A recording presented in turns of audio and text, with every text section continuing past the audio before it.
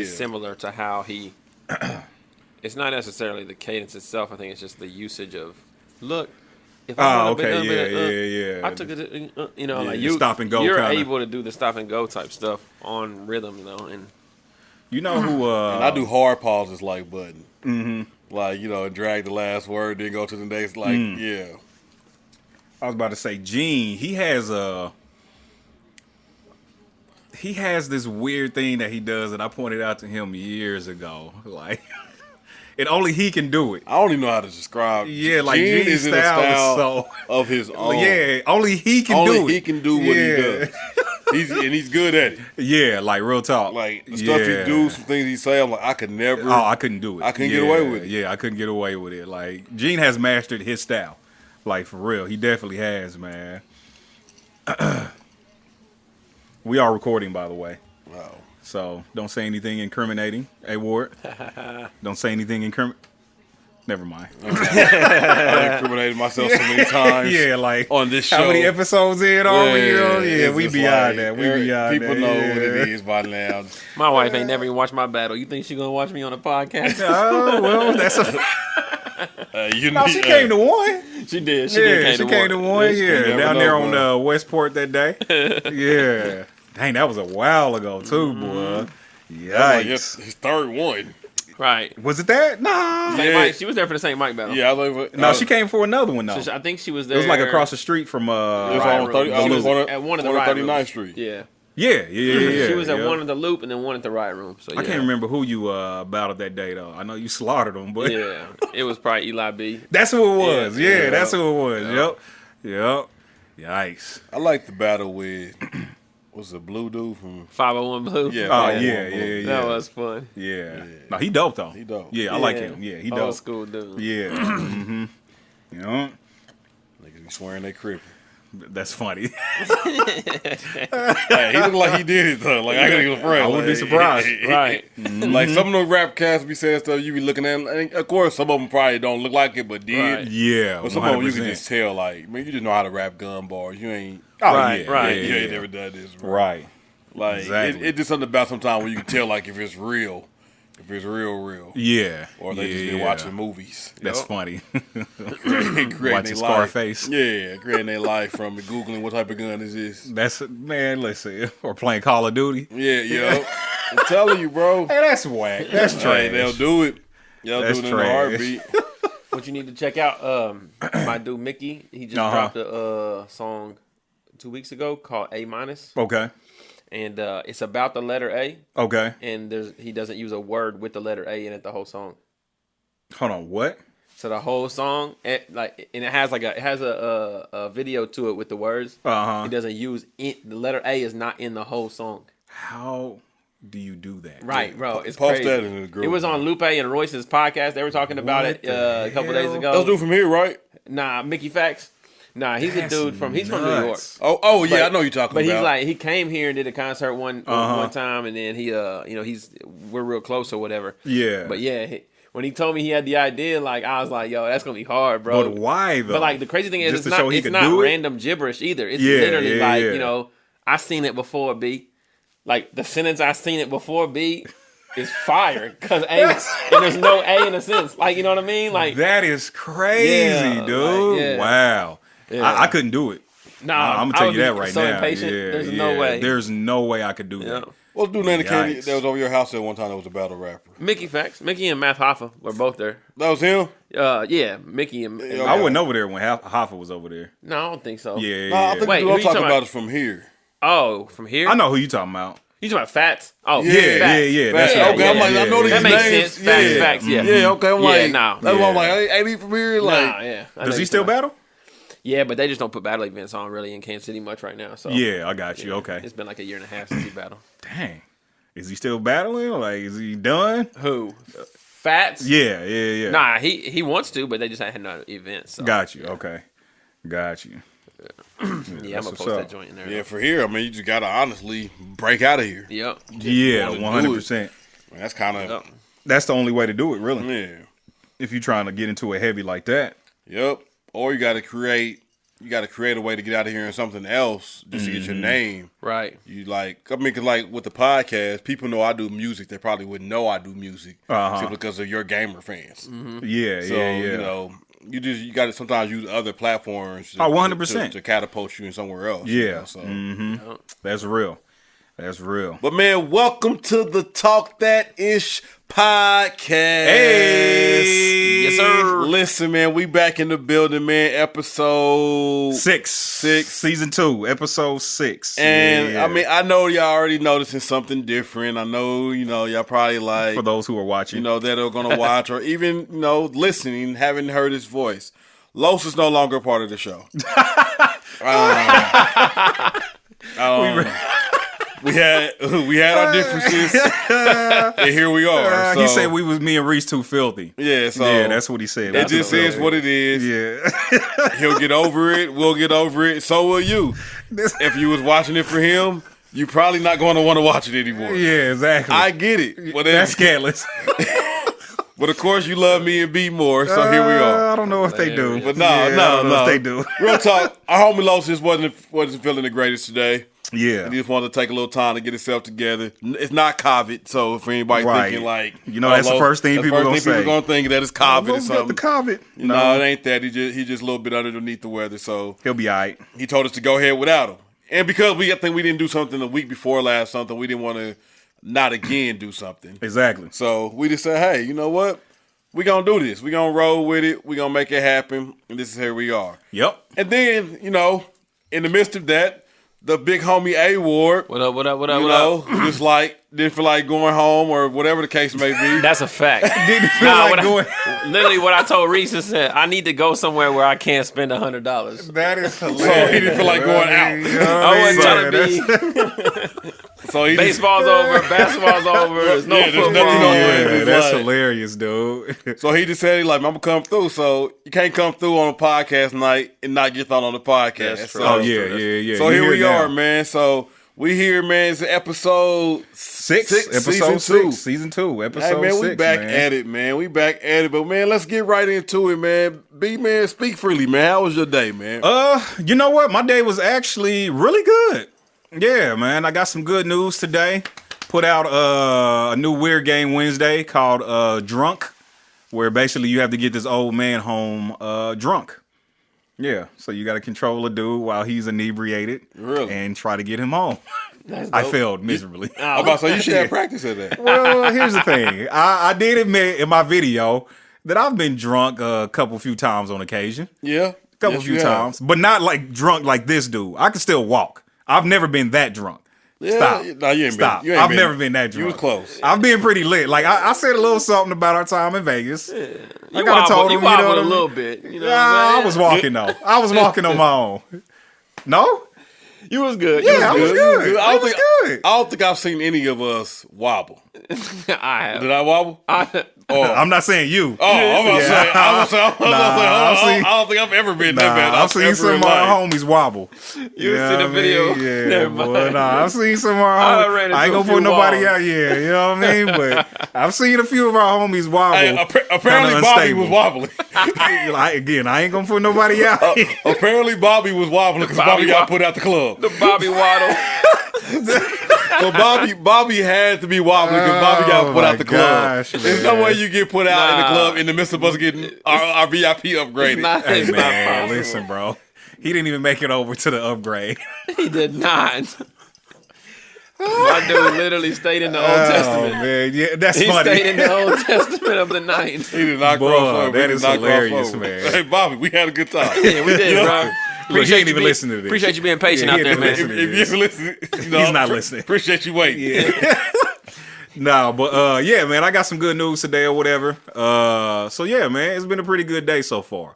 Been a pretty good day. What about you?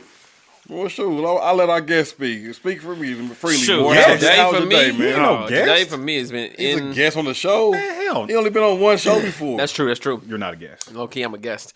So my day's pretty insignificant. What you would expect from a Wednesday. So working from home is trash. So sometimes it's like hard to motivate myself to do stuff. Mm-hmm. So got a dog now for a few months, so that kind of keeps me for a few months. I've had it for a few months. Oh, I thought you said you were going. I got it for a few months. That's funny. Till he died. So yeah, that's kept me. But now outside of that, man, I'm just glad I don't have to travel again for 3 weeks. I just did 5 weekends in a row, flying and going different places. Now I'm just like looking forward to the weekend, chilling. Just like get some stuff done on the house, man. Y'all doing anything for Halloween? I don't plan on it.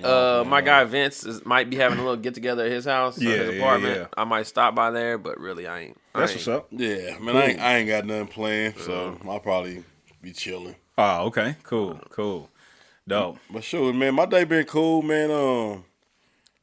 Man, what is Wednesday? I didn't do nothing today. Work.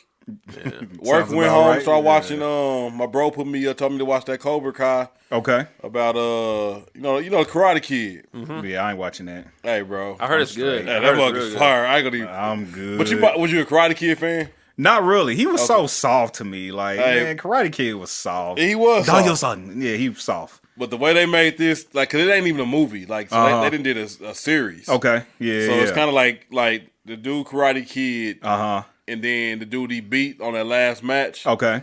They grown now. Yeah. So it's still the same 2 actors. Got you. Okay. But like they grown, got a whole thing. They brought the whole storyline. That mug is cold. I ain't gonna lie. Like I said today after work and watched like 6 episodes. Dang. Yeah, man. I'm cool. But no, so I sit there and done that. That's really about it, man. It's been really a laid back week. I thought it would be more hectic because last week of the month in the sales office, you know how they go. But ain't been too everybody bad. Pushing. Yeah, everybody pushing, man. Pushing through, trying to make some stuff happen. So that's kind of where we at, man. Dope.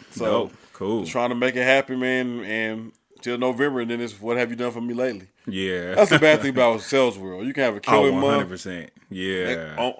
That first of the month, they're like, yeah, so thank you for everything you did last month. Yeah. Let's do it again. If you having a bad month, they don't be like, well, you did have a good month last month. They're like, nah. Like, matter of fact, they'll raise your goal. Yeah. You know what I'm saying? Like, the quota goes up. Yeah, that's crazy. That is nuts, boy. It takes a certain kind of person to do sales. Like, I can't do it.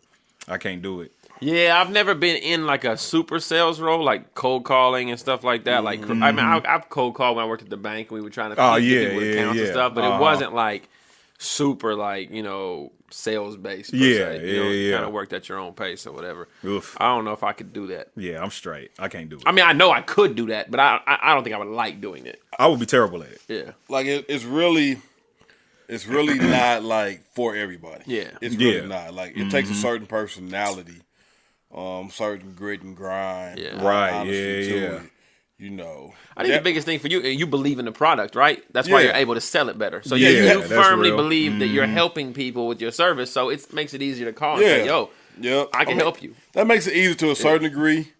But whenever you push somebody else's product and not yours, it's still like, that's real. Yeah. That's just at the end of the day. But it's really just, it's a skill set. It's an art to it, really. Yeah.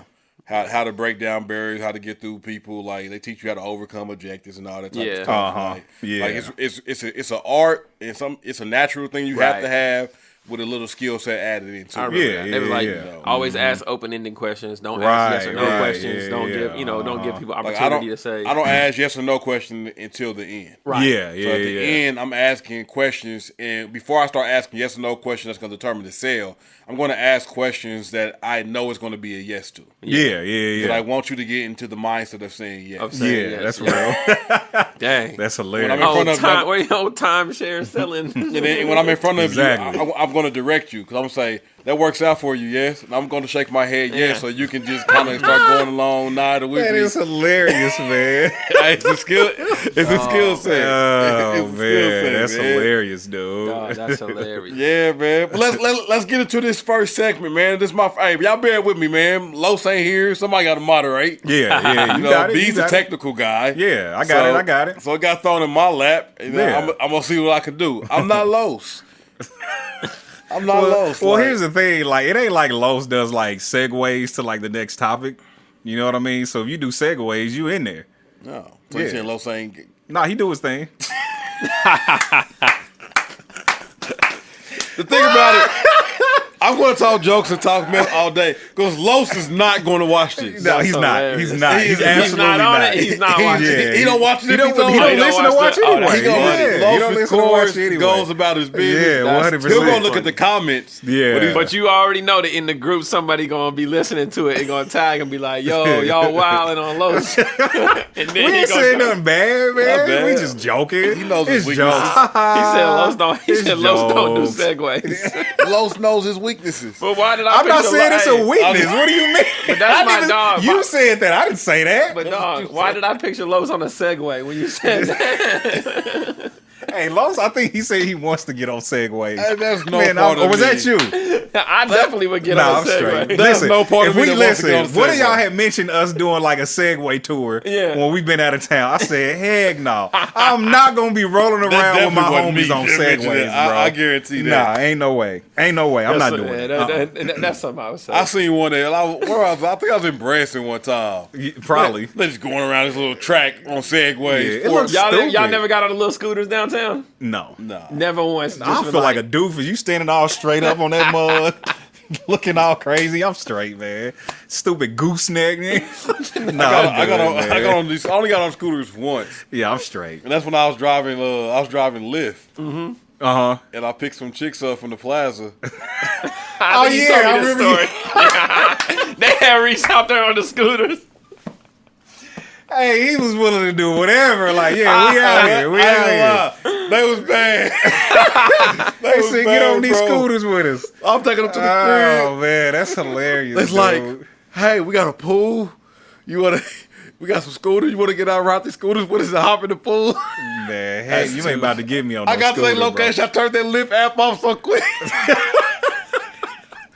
Oh my gosh, man! Skip that, bro. I didn't get in the pool though. I was like, man, I would have gotten that pool. I would have straight. Somebody might come home. Boy. You know what I'm saying? Like, I don't know what's going on. Man, whatever. Who is this guy? Hold on, what area was it in? I was in like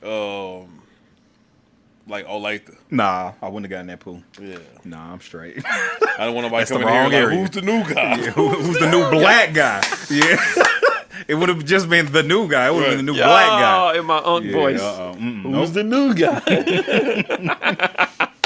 Skip that, boy. Nope. Oh, yeah, that's why I was like, it's been fun. Yeah, nah, I'm out. It's been fun. Skip that. Here's my number. I'm out of here. Yeah. We going back out there? We can. They got a jacuzzi? All right, man, move on. Move on. Move on. Word. Yeah. Say the word.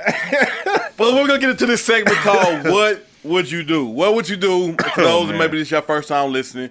We just make up a quick, brief scenario. We go around and ask, what would you do? And if you're watching or listening, feel free to comment and tell us, what would you do? Let's go. So, what would y'all do? Let's paint the picture. Man. Okay. You know what I'm saying?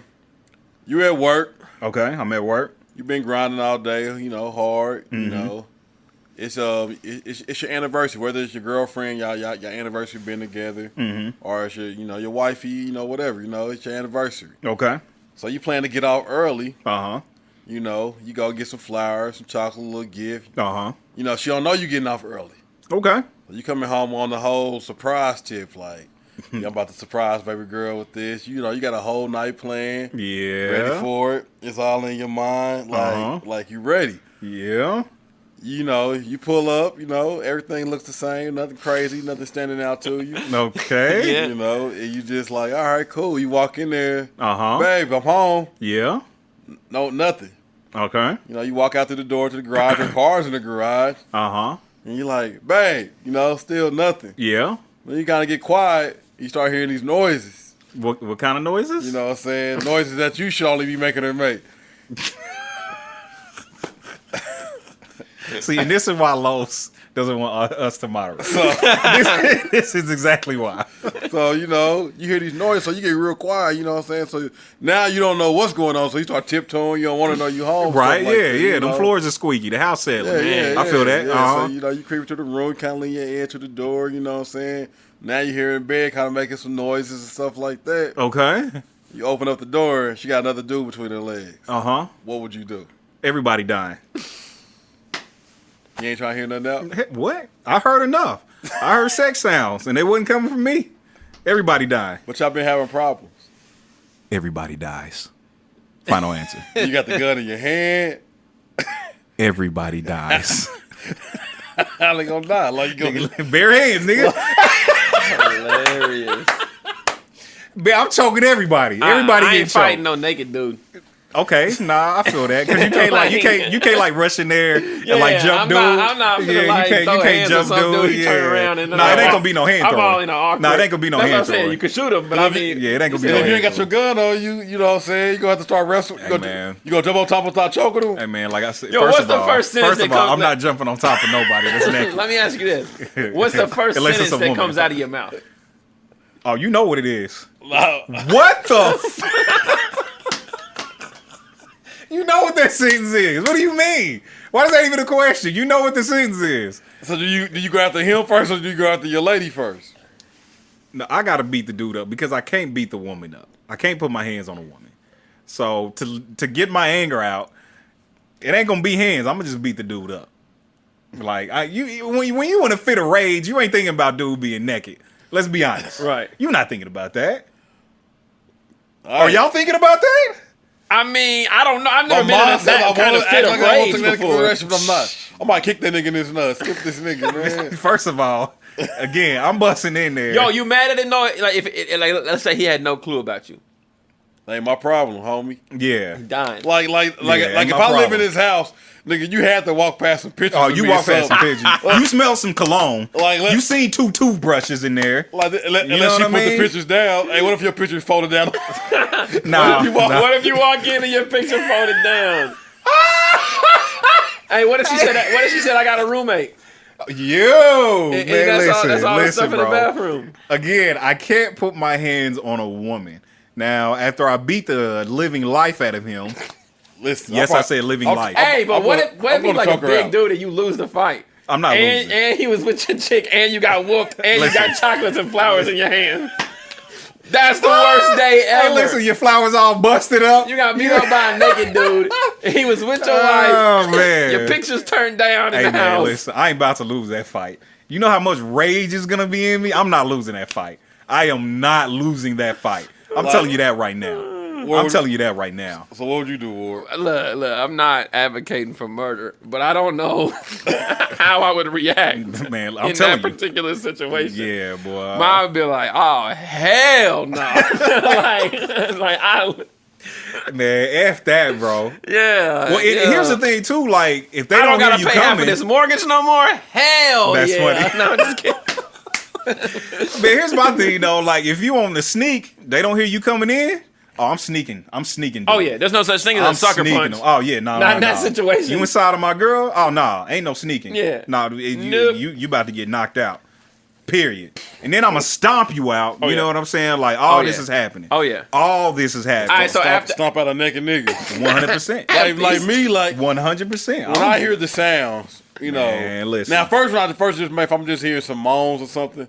Maybe she playing with herself. Yeah. It's anniversary. Maybe she warming up or something. Warming up. Yeah. Hey, what if you started hearing that? You like, well, shit, it's about to go down. And you get naked too?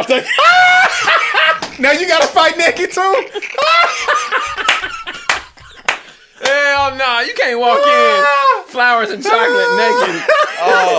You think it's about to go down. That is a natural reaction. You hear him moaning? No, first of all, bro, that's not a natural reaction. Listen, if I'm walking in the crib, bro, and I hear my chick moaning, like the first thing in my mind is not gonna be that she's pleasuring herself. That is not gonna be the first thing that goes through my mind. Why not? Come on, man. Why couldn't she be? Okay, I'll put it this way. It depends on your chick. Like if you know your girl, and you know that's kind of what she do, then it's like, okay, cool. Yeah. But if you it's like, walked in the house, heard them moaning before. It's like, man. If I hear that, so they'll. But like hypothetically, if you hear that, are you going straight to the room or are you going straight to the pistol? And then I'm going to get. That's why I say me. Well, I keep my gun in my room. So see, I keep one in the car too. Yeah. So when I hear that, I hear that match. Like, was that the mattress sound? Or if I hear some paps, nigga. Oh, you can definitely hear the paps. You can definitely hear the paps, bro. Bro, I'm turning around, I'm going to the car, I'm gonna sneak out the car, I'm grabbing the pistol, bro. Are you gonna pistol whip him or you gonna shoot him? I don't know. Yeah. You know what I'm saying? I don't know. Like, Yeah, boy. Might be both. I might shoot this nigga then pistol with this nigga. Like straight up, bro. Like, oh man, like that has dude. to happen. Yeah, dude. Like man. Again, that's another level of rage. She gonna get choked out. Maybe. The crazy thing like, is, I'm probably gonna punch her, but I'm probably gonna I would not be surprised. Like, what the think this is, man? This is not a far-fetched situation. It's not. I would not be surprised at how often. Yeah, that's real happens. though. Yeah, that's real. Dang, boy. It's not. And I wouldn't be surprised at how often the people stay together. Yeah. That's real. That's real. Dang. Yeah, that's terrible. Anniversary too? Ugh. Yeah, don't do it on the anniversary. Like, do it on a regular day. You know what I'm saying? Like, it's That's just why you Wednesday. can't just show up on your woman on a regular day. You gotta be worried. Call like, Nah, after that, I better be able to show up on you on a regular day. This is where I live. This is my house. Right. We live here. So let's flip the script. What if they walk in on you? What's your reaction? She has every right to kill me. Like, I have every right to be dead. My niggas always like, this ain't what it look like. Yeah. First of all, it's always what it looks like. That's the first thing you hear it's people always say. what it looks like. Hey, that's the first thing you hear people say on movies. They're like, oh, baby. It ain't what it looks This like. ain't what it looks like. No, it's exactly what it looks like. That's a stupid line. That is such a ridiculous line. Like, you just walked in and seen everything, and I'm going to tell you, this is not what it looks like. Yeah, man, you just kind of you just go, you go head in. Like, hey, you want to join? Just embrace it. We here now? No, you going to get dead. You're dead. Well, I'm going to be dead anyway. So you may as well ask. Maybe she'll consider it. Cool. No? Nope. All right, well, So I mean, if she just starts crying and leaves, do you chase her or do you finish? You have to chase. Yeah, you got to. Do you chase naked? No, you got to put your shorts on real quick. I'm chasing naked. Do you get mad at the girl? Like, how'd you end up here? Get out of here. You knew I was... How'd you end up here? Yeah. Who you let me in? I told you this was a bad idea. Blame her? That's terrible. That's scandalous to the mug, dude. That is scandalous. Blame the chick. Yeah, that's nuts. Yo, man. but when you set the scene, his car wasn't there. Mm-hmm. Yeah. Everything looked normal. Yeah. So yeah. he Parked around the corner. He knew what was finna get whooped. He can't get to his car real quick. Hey man, listen. I got cameras in my house and around my house. So I don't know, boy. If I'm thinking it might be some stuff like that going down, I'm gonna pull the cameras up. Yeah. You know what I mean? My cameras got microphones. I'll kind of hear. You know what I mean? Dang, I've been coming over here how long and I didn't know none of that. All right, bro. Appreciate it. Yeah, bro. There's cameras all around my house, and then I got one on the inside in the living room. 100%. I got one down the street at the gas station. Yeah, I got my neighbor got one. All of us. You know what I mean? Like, F that, boy. So have y'all ever been in a situation where something like that happened to y'all? Like where y'all was on, let's say you was over at chick house. Like her dude just showed up. I have not. Yeah, I was in that situation Never. once. I have a close friend that was once, and he ended up on the roof. He had to go out the window and got on the roof. Heck no. I had to go through the sliding door and then creep around the house. I don't take no chances, man. Skip that, man. Like I said, she claimed it was her ex. Who knows? The nigga just showed up. Right. That was her dude. Yeah, he just showing up like that. Nah, that's her dude. He showed up. Yeah, that's the norm. Ringing the doorbell. Yeah, nah. At 8:00 in the morning. Nope. Nah, skip that. And it's just lucky, like, cause I had been over there before. Normally, I'll park in the driveway. Where'd you park? I parked on the street this time. Skip that, boy. So it's like it's an easy exit, nigga. Hey man, listen, like I said, if I ever get caught in that situation, who's ever involved has every right to kill me. I'm just saying. I'm like, they have every right to kill me.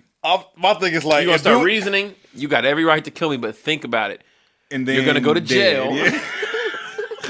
I would be the guy who does that. I would be the guy who does that.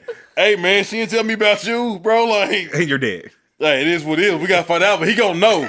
Like, yeah, I'm gonna be like, bro.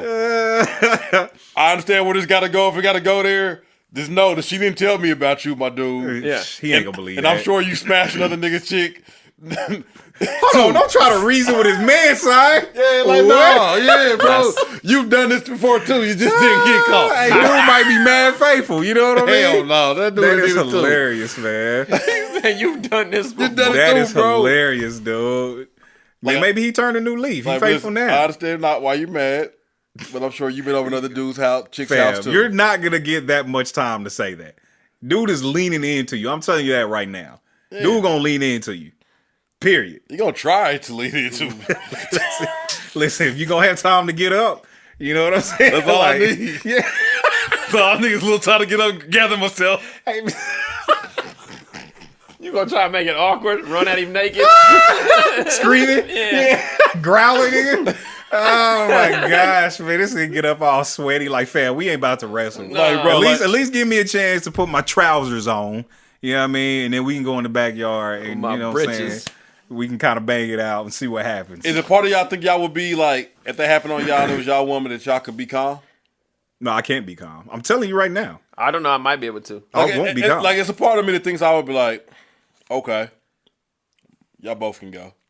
Yeah, I think that there's been some situations where I've been very upset, and like there's been times where I like, hey, whatever you leaving on your back is the only thing you leaving with. Yeah, like you come back. She naked, ain't nothing on her back. That's not my fault. Oh no, I'm pulling out the. I'm recording everything too, by the way. And I'm right when I walk in, record. Oh, this what we doing? All right, cool. I ain't gonna be thinking about it. Rage. I'm gonna see it's red. Yeah, like I think I might surprised. I think I might be calm. Just like, hey, go. See, and that's the thing. I'm a super calm guy. But I don't know, boy. In a situation like that, rage. We about to fight. And it ain't going to be much of a fight. Your face is going to look like ground beef when I'm done with it. You're going to look like the elephant man. That's how I'm going to beat you down. I'm just saying. What you going to do with her? I mean, it's over, obviously. Like, it would take everything in me to not try to put a hand around her neck, but again, I don't believe in. That's why I think I would be so calm because I would have to be calm, right? Yeah. For it not to end up something else. See, I'm gonna have to get that anger off, so I got to take it out on dude. You know what I'm saying? That's why my thing is like once I'm there, everybody getting it. Yeah, and I probably wouldn't like. It wouldn't stop. I wouldn't beat her, but like I said. Like, I'm probably choking her up. Like, yeah. Like, she might get tossed out like Jazzy Jeff nigga on Fresh Prince, bro. Naked. Oh, my gosh, man. Yo, I pray to God I'm never in a situation the content and belief of A.WARD LLC does not agree with any of it. let me anything on the Talk That Ish podcast. Let me protect my brand. Right, exactly. Well, somebody gonna post this on Twitter like, man, y'all see what A.WARD he's over there laughing at? Oh, my God. Nah, but I might be like that, Rece. I might be able to internalize it and be like, you know what? Go. Like, you got this 20-second window to get out of here. Ooh, that's a long time. Before, don't talk. I don't want to hear. I don't want to. Just go. Go. Just go because. And then I'm calling y'all. Yep. Hey, listen, I ain't gonna have nothing for you, but man, let's go find this nigga, beat him up. That's gonna be what I'm gonna say. I'll probably call y'all crying. Yo, first of all, if I know I'm be crying, I ain't calling y'all. I'm definitely. Check it out. What if it's somebody? What if it's somebody you know? Oh, he gotta die.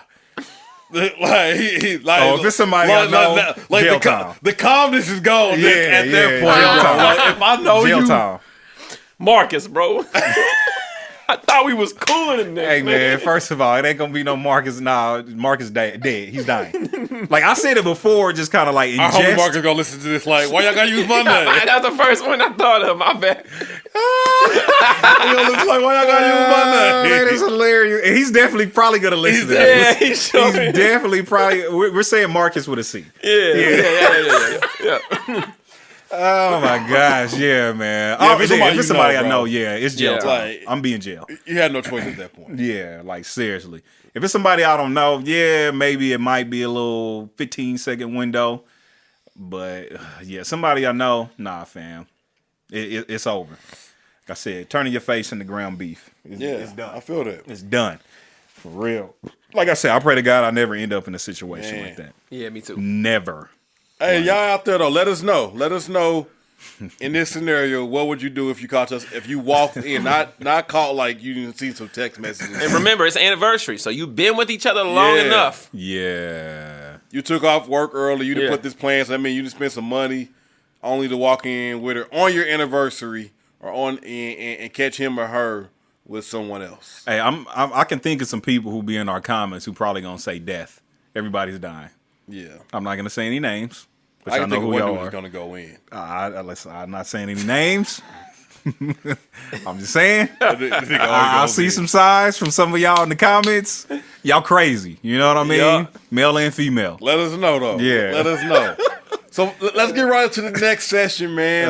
The next segment is vibe session. Vibe session. Vibe session. In this session, we simply talk about what we've been vibing to from a music standpoint. Okay. No, it's not a certain genre or anything like that. Whatever you've been vibing to. A couple songs for the since the last podcast for the last week. Yeah. What you been vibing to? So B, it's on you, man. What you been vibing to this week, man? Let me get my playlist up so I can add it to our vibe session. You know what I'm saying? I've been vibing to a few things. All right, so we're gonna add more than one song today. It sound like. Did we talk about her last week? Damage. Damage. Did we or didn't we? No, we did not. Okay, yeah. So her new joint, Damage. It's man, listen. So fire, bro. I could listen to her all freaking day. Like her voice is just, it's angelic, is what it is. That woman can sing, boy. Like she's cold. You said it's like who? Fergie and Jesus. Fergie and Jesus. Fergie? You remember Step Brothers?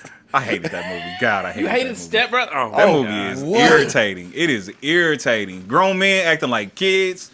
It's hilarious. No, it's irritating. Like, the only funny part to me was when he put his nuts on his drums. That was the funniest part to me. Everything else, I was just like, I'm straight. You didn't like just going to the job interviews wearing the same thing? And that whole movie was funny. Like, it irritated me. He's like, I thought you was going to rape me. He's like, he tried to rape me. Like, I tried to rape you. You literally looked at me in my eyes and said, let's get it on. I'm straight. Anyway. That movie is hilarious, bro. Yeah, I'm good. We're going to have to watch that for our review one day. Yeah, we might need to do that. This other joint I've been vibing to is called Like I Want You. I think his name is pronounced Giveon or Giveon. Like give and then O-N. Okay. Yeah. His voice is different. He got on a leather shirt. Hey, man, listen. Like I said, his voice is different. It's called Like I Want You. Okay. But, boy, like... Dude makes some dope songs, man. Like he makes some real dope music. Like I just, I think one of my homegirls put me up on him. What'd you say? I said, how you discover him? I want to say one of my homegirls said something about one of his songs to me. Okay. Yeah, and then I had pulled it up or whatever. Yeah, I'm gonna check him out. I love it. Yeah, no, he dope. Yeah, he make real good music. Like I say, he got a real different kind of voice or whatever, but it like works for the type of music he does. Mm-hmm. Yeah, dude's dope, man. He real dope. But yeah, that's what I've been kind of vibing to this week. That new her, Giveon, or however you pronounce it. Yeah, that's what I got. Bet. Ward, you been vibing any songs this week, man? What's been on your playlist, man? Yeah, I've been on this Benny the Butcher, man, from Griselda. Okay, I've been on this Burden of Proof that came out. I've been listening to that. Any particular song off there that's your favorite? Let me see what the name of that. I heard a dude. I ain't listened to him yet. Is he a rapper, singer? Yeah, what he do? He's a rapper. Yeah. Can he rap? Yes, he can rap his tail off, bro. I mean, have you listened to Conway or West Side Gun or Griselda at all? No. So they're like, they're like old hip hop, Lil like Wayne and Big Sean. Yeah, the Dom Kennedy on and one. he got Wayne on there rapping. Like, you know, when Wayne like, yo, you rap? Okay, cool. I gotta come with it or whatever. Yeah. Mm-hmm.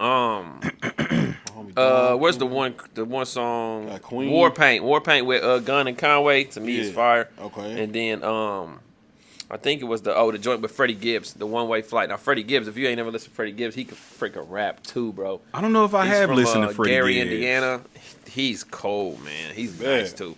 So yeah, that, and then to take it the whole other way, I still been on this Hamilton soundtrack Word? Yeah, I love musicals and stuff. Oh, Y'all yeah. watch Hamilton? That Hamilton musical it's an excellent play, freaking bro. amazing. It bro. is excellent. I be listening to the soundtrack in the car all the time. It's educational too, and it's it's dope. No, it's dope, man. That Hamilton, what it's song a good, off of there you been listening musical. to? Oh, the song, the best song is it's right after Helpless, but it's Satisfied.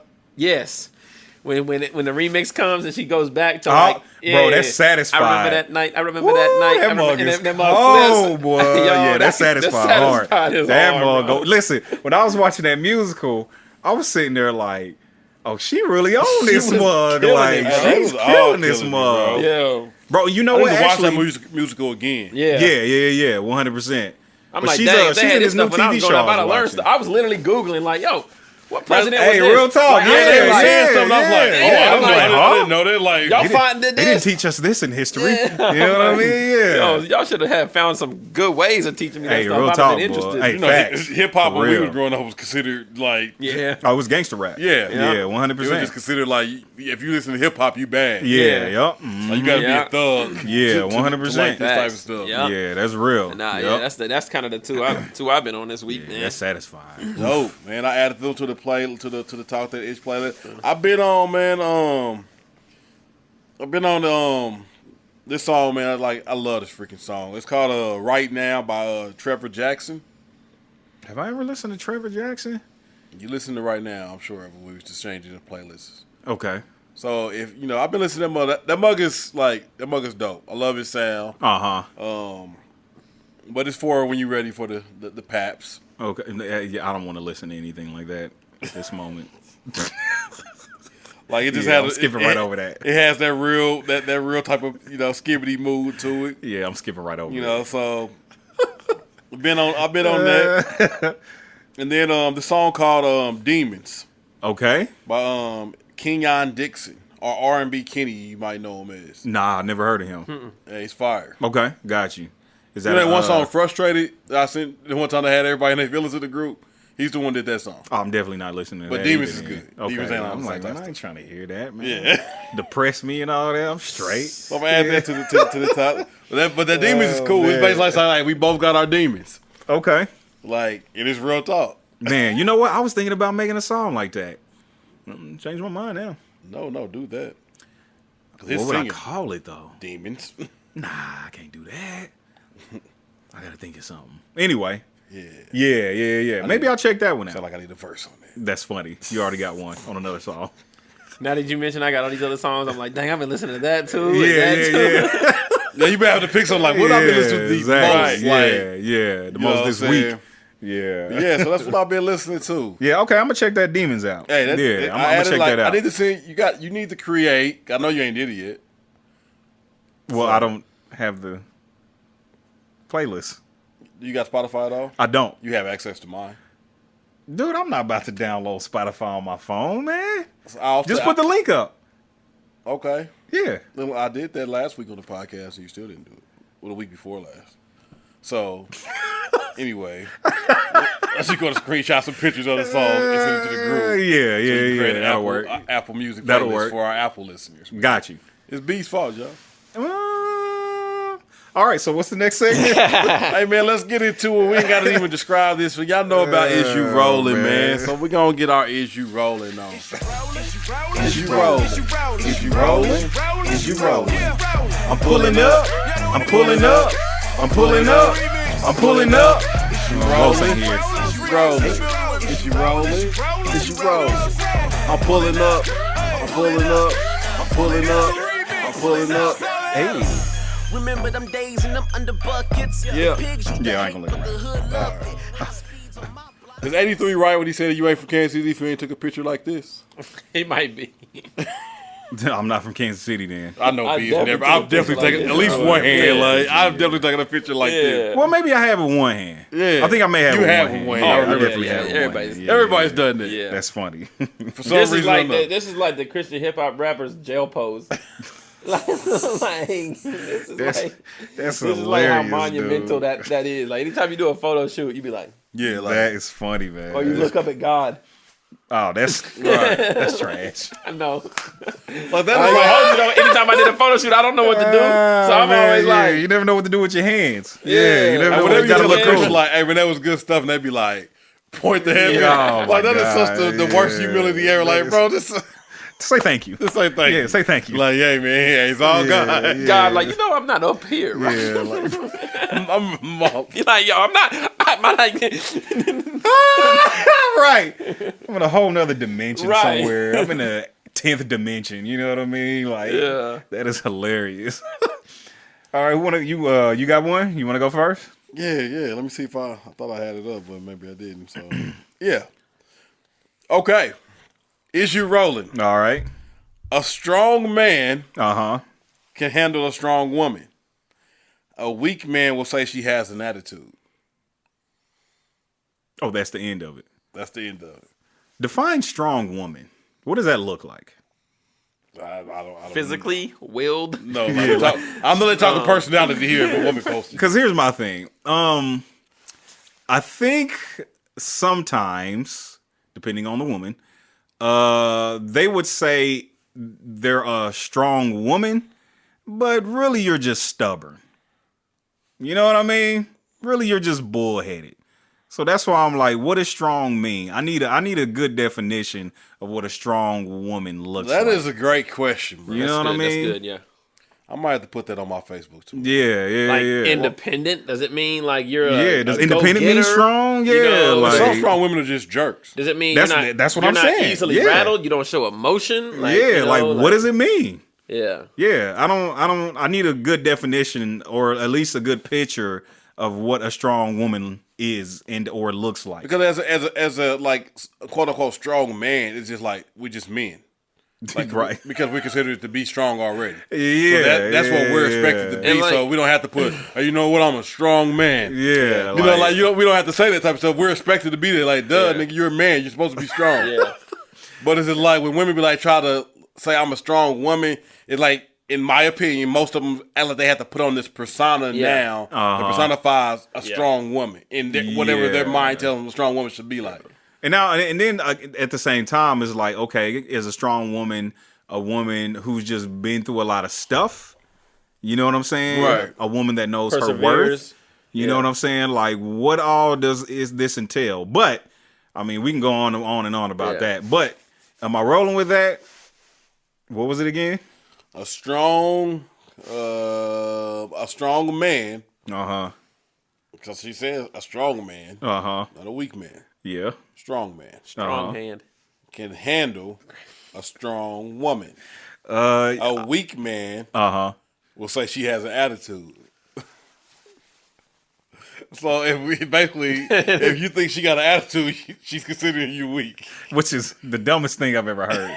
Maybe you really do have an attitude. Hilarious. You know what I'm saying? Like, and that's what I'm saying. I think stuff like that gets put out there, like, oh, you're weak because she's really a strong woman, but you're labeling it as attitude. So when I hear like that, to me, it's just like could have attitude. When I hear like, a strong woman, and I'm reading in this sense, to me, it feel like they coming across as saying a very opinionated. Right. Yeah. Okay. That's how I feel. Like that's on time. To me, that's the only time somebody will say she has an attitude and she's very opinionated. Yeah. Since the second sentence speaks on attitude. Yeah. I have to take strength and not put it in like the perseverance. I have to category. put it with attitude. I have to put it in the category of it's describing, like you said, someone like her opinionated, attitude. someone opinionated. Yeah. I mean, am I rolling with that? I guess maybe, because again, like for someone to say a weak man says it's an attitude, I'm like, well, what labels him weak? Is he weak because he doesn't want to deal with your attitude? Your attitude, right? You know what I'm saying? Like, is it not okay to recognize that you just have an attitude? You know what I'm saying? Right. And that's what I'm saying. It's kind of hard to say if I'm rolling with that or not. I mean, I guess if we're speaking in general terms, I'd say, yeah, I am rolling. Without any context, I would say I'm rolling without any context. Okay. Yeah. What you think, Ward? Nah, probably not. Probably not rolling. Like, strength to me is like if you say I'm a strong woman, like I don't. Strength is an attribute that should be with all of these other characteristics of you. I feel that. You know what I mean?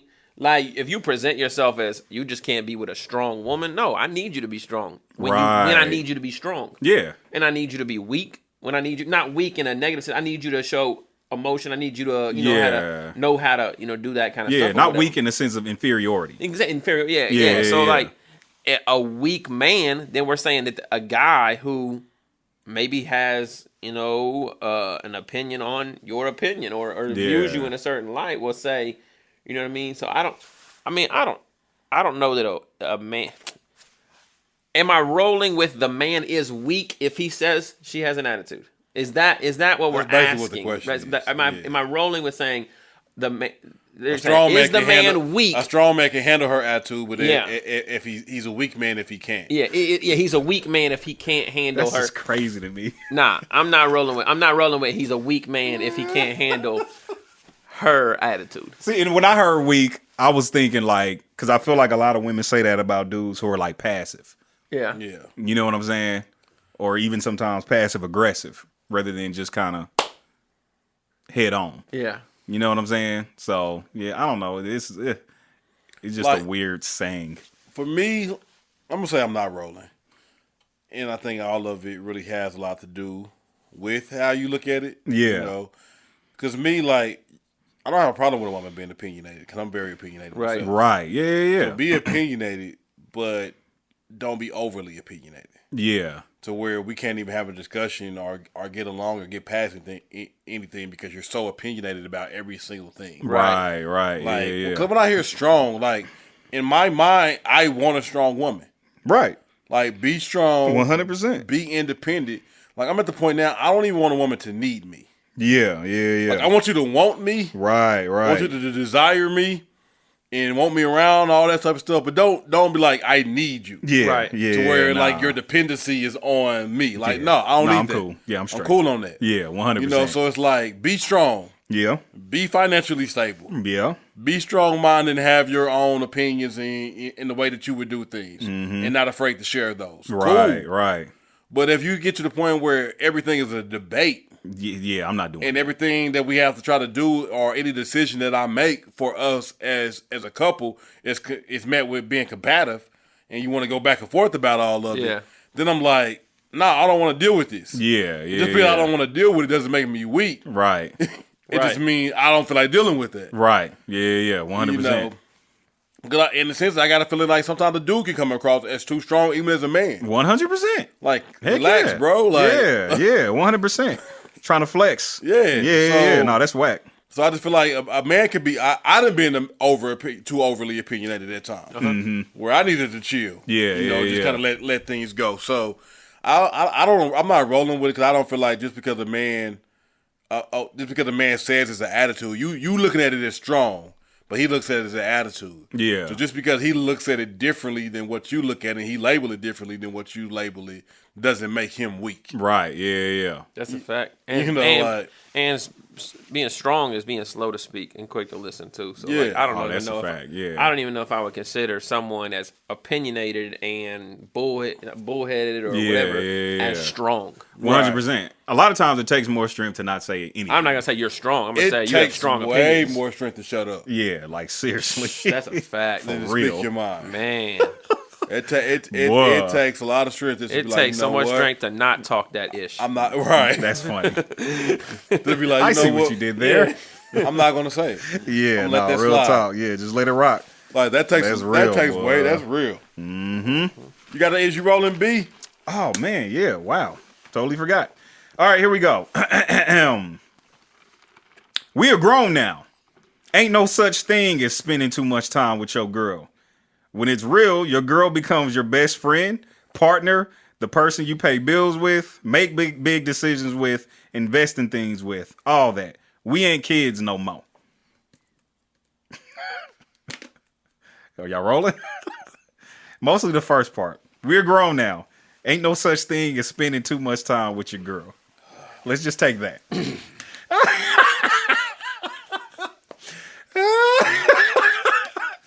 What y'all think? Listen, man. I'm gonna say I'm rolling. Okay. To a certain a real fine line. Uh-huh. Because I do agree. Mm-hmm. There's no such thing as we spending too much time together, baby. Sure. We're together. Define too much. We can spend definitely if we live together. Yeah. I spend time with you every day. Right. Even when I don't want to. It's automatic. It's just automatic. I have to spend time with you. I have to see you. Yeah. Like, that's just what it is. You know what I'm Yeah. saying? Like, Yeah. we're spending time. 100%. Quality time, I agree. There's no such thing as spending time. Yeah. But at the end of the damn day, I need some time away from your ass. It's a fact. It is a fact. You need time away from me. Yeah, 100%. Like, so I get it. We're grown, so I ain't gonna be like, oh, man, I'm not gonna purposely be like, hey man, you know what? Let's go do something tonight. I've been spending too much time with my girl. Right. I'm not gonna say that. It's gonna be like, I want to kick it with my dude, or I need some me time. Yeah, 100%. And it has nothing to do with me spending too much time with her. It's about what I need from me. Yeah, at absolutely. that moment. Absolutely. And I hope she would do the same thing. You agree with your girl being your best friend? Now, I know best friend isn't like a term a lot of men use. Men use? I don't use the term best friend. No, that's what I'm saying. It's a term a lot of men don't use. Oh, you said use. Did I not say don't? He said, I know best friend is not a term. Oh, a lot of not, men okay. use. Yeah. Okay, I missed the not. Yeah. I'm like, no, I don't use that term. Yeah. Some people do. It ain't a thing. Like, I don't use it a lot. I just like, that's my bro. That's I my use it homie. plurally. These are my best friends. I say that. But I don't have like a best friend. Like, Yeah. You know, I normally just say BFF. That's No, I'm just kidding. I've never heard you Don't say you that. ever, yeah, don't you ever. And never called me that, please. Never. These are my BFFs. Yo, what would happen if you was just rolling with your homie and you was meeting somebody and he's never said it before? Yeah, this is my BFF Yeah. Rece right here. I'm like, hey, man, like, I don't know this guy. we cool. Yeah. Apparently Who's we this guy cool. again? But yeah, no, you're right though. So as far as the best friend part, Yeah, like, do y'all agree with that? Your girl should be or become your best friend, your BFF? Like, I get what they're saying in that. So, in a sense, I get it. Yeah. Like, you want to have that kind of like, I can talk to you about anything. Yeah. You know, go to you about anything. talk to your girl about anything? No. Okay. I'm just... Like, that might be another conversation for another day. it's good in theory. Yeah. Like, it's good in theory. Like, I wish Yeah. that I can just go and talk to my lady about anything and everything will be all good. Right. Never in the 38 years of my life has that been the case. Yeah. And that's no knock on anybody I've been with. I just never known that to be a case. Yeah. And maybe they were open to it and I wasn't. yeah. Okay. Yeah. Mm-hmm. You know, maybe they were open to it. Like, I wish you could come talk to me about anything. Or they thought they were. But yeah, and that's the thing. That's the thing right there. They think they want to hear everything that you got to say, everything that you feel, all of that. They think they want to hear. They really don't. Yeah. And I can say for myself, I have come to the grip. I don't want to know everything. Oh, I feel that. Yeah. Like, there's certain things, like, if it's major and you feel like it, tell me. Yeah, if it's a detriment to us, I want to know. Yeah, but, like, if you feel like, you know what, this ain't gonna do nothing but cause problems, it's small, I dealt with it, whatever. Yeah. No, I don't need to hear all that. Like, maybe I should want to, but I don't. And maybe it's because of fear thing, like, I don't want to hear nothing I'm not ready to have to deal with and handle. I guess my thing is, if my lady feels like she just needs to get it off her chest and she wants to tell me, go for it. Man, this is getting derailed. Yeah. So you are rolling. Ain't no such thing as spending too much time with I don't your think girl. it's so much time spending too much time. The whole BFF thing, I feel like there should be a deep friendship there between the significant other. I don't feel like you should have to feel like you're my best friend. Because at the end of the day, there's going to be things that I talk to my homies about. Yes. That I'm not going to talk to you about. Yes. And I don't need you to feel less of our relationship or our connection or whatever the case may be because I choose to talk to my homies about this and not you. Yeah. It's just something that's between me and my homies. Just because things you're going to talk about your girlfriend and you're going to talk about with me. 100%. You know what? I don't care. Yeah. I ain't going to be That's like, okay. so you shared that with your girl, but you didn't tell me? No. No. Never. We're not doing I'm that. not going to do that. Yeah, we're definitely not doing I'm glad you got it off your chest. that. Right. Play the game. Play the game. I feel that. I would say, yeah, I'm rolling in the context that you built. Because, again, it's like, I don't really think you can say there's too much time being spent with your girl. Yeah. You know what I mean? But I do need some time away. So, yeah, I'm rolling to a certain extent. 100%. What about you, Ward? I'm not rolling, man. I'm not rolling. Not at all. Yeah. I'm not rolling, In the famous words of Toby Keith, the country music artist, he said, What Toby Keith say? too much of a good thing is a good thing. Mm-hmm. And I'm still not rolling with that either. So check this out. Too much of a good thing is a good thing. Check this out. Mm-hmm. I love barbecue. Sure. Okay. Right? Sure. Can you eat too much barbecue? Absolutely. You know what I mean? Like, I could go have barbecue every day. Uh-huh. But what happens is it's unhealthy because it's too much. Okay. And then I don't miss barbecue. Mm-hmm. If I have Oklahoma Joe's this day and then 3-4 weeks later, I'm like, Jack Stack, this is about to be fire. Yeah. But if I eat Oklahoma Joe's Monday and Tuesday and Wednesday, then Jack Stack Thursday, and then it becomes normal. I feel and that. Then there's and then what happens when it goes out of business? That's hilarious. What happens when, it becomes unhealthy? It becomes you get so desensitized to not, so if you're spending, time over, it can technically desensitize you to the point to where you don't miss each other. You're not, like if somebody has to go away for a week or something like that, now you're just lost. Yeah. You know what I mean? Yeah. Right. And so I feel that. And so my thing is just like, just make sure it's healthy, Yeah. And so, how was the sentence given in context? It just Can you says spend too much time with your partner? Is that right? it was saying there's no such thing There's as no such spending too much time. Yeah, I think there is, man. I really think there is. Like, and I just think it definitely depends on the person and your character and how how like you're maybe y'all into- kicking and get along. Yeah. You know what I mean? Yeah. I'm not saying, I've been with you 13 days in a row. I can't stand you now. This Right, is not yeah, a good yeah. idea. What I'm saying is that if you do kind of suffocate yourself with your significant other, 100%. it's not gonna be healthy, Oh yeah, you're gonna get sick of them. I for one enjoy being away and coming back and saying, Right? "Dang, you know what? Yeah. Just for a few days or whatever, Right, I missed you." yeah, You know what I mean? 100%. Like Yeah, that. I feel that. And that's what I'm saying. so- I think we all pretty much saying the same thing. Yeah, I think because we saying the same thing too. Yeah, Like, it's nah, you got to get away for a minute. Yeah. But yeah, like, I think in the context of what I'm saying is just like, if you're saying that, it's a good thing, or there's no such thing as it being a negative for you to spend too much time with your significant other. Yeah. I would say I'm not rolling with that. I feel that. But as far as best friend, yes, but there's a lot of different definitions. I mean, I have best friends that are my guy best friends, and then I have my significant other that is my best friend, and it's a total different dynamic. Total It's a different dynamic. dynamic. Yeah. Like, Totally we didn't grow different. up together in kindergarten, and we don't have the old stories, and we can't play video games together, and we talk trash and roast each other. I can't roast her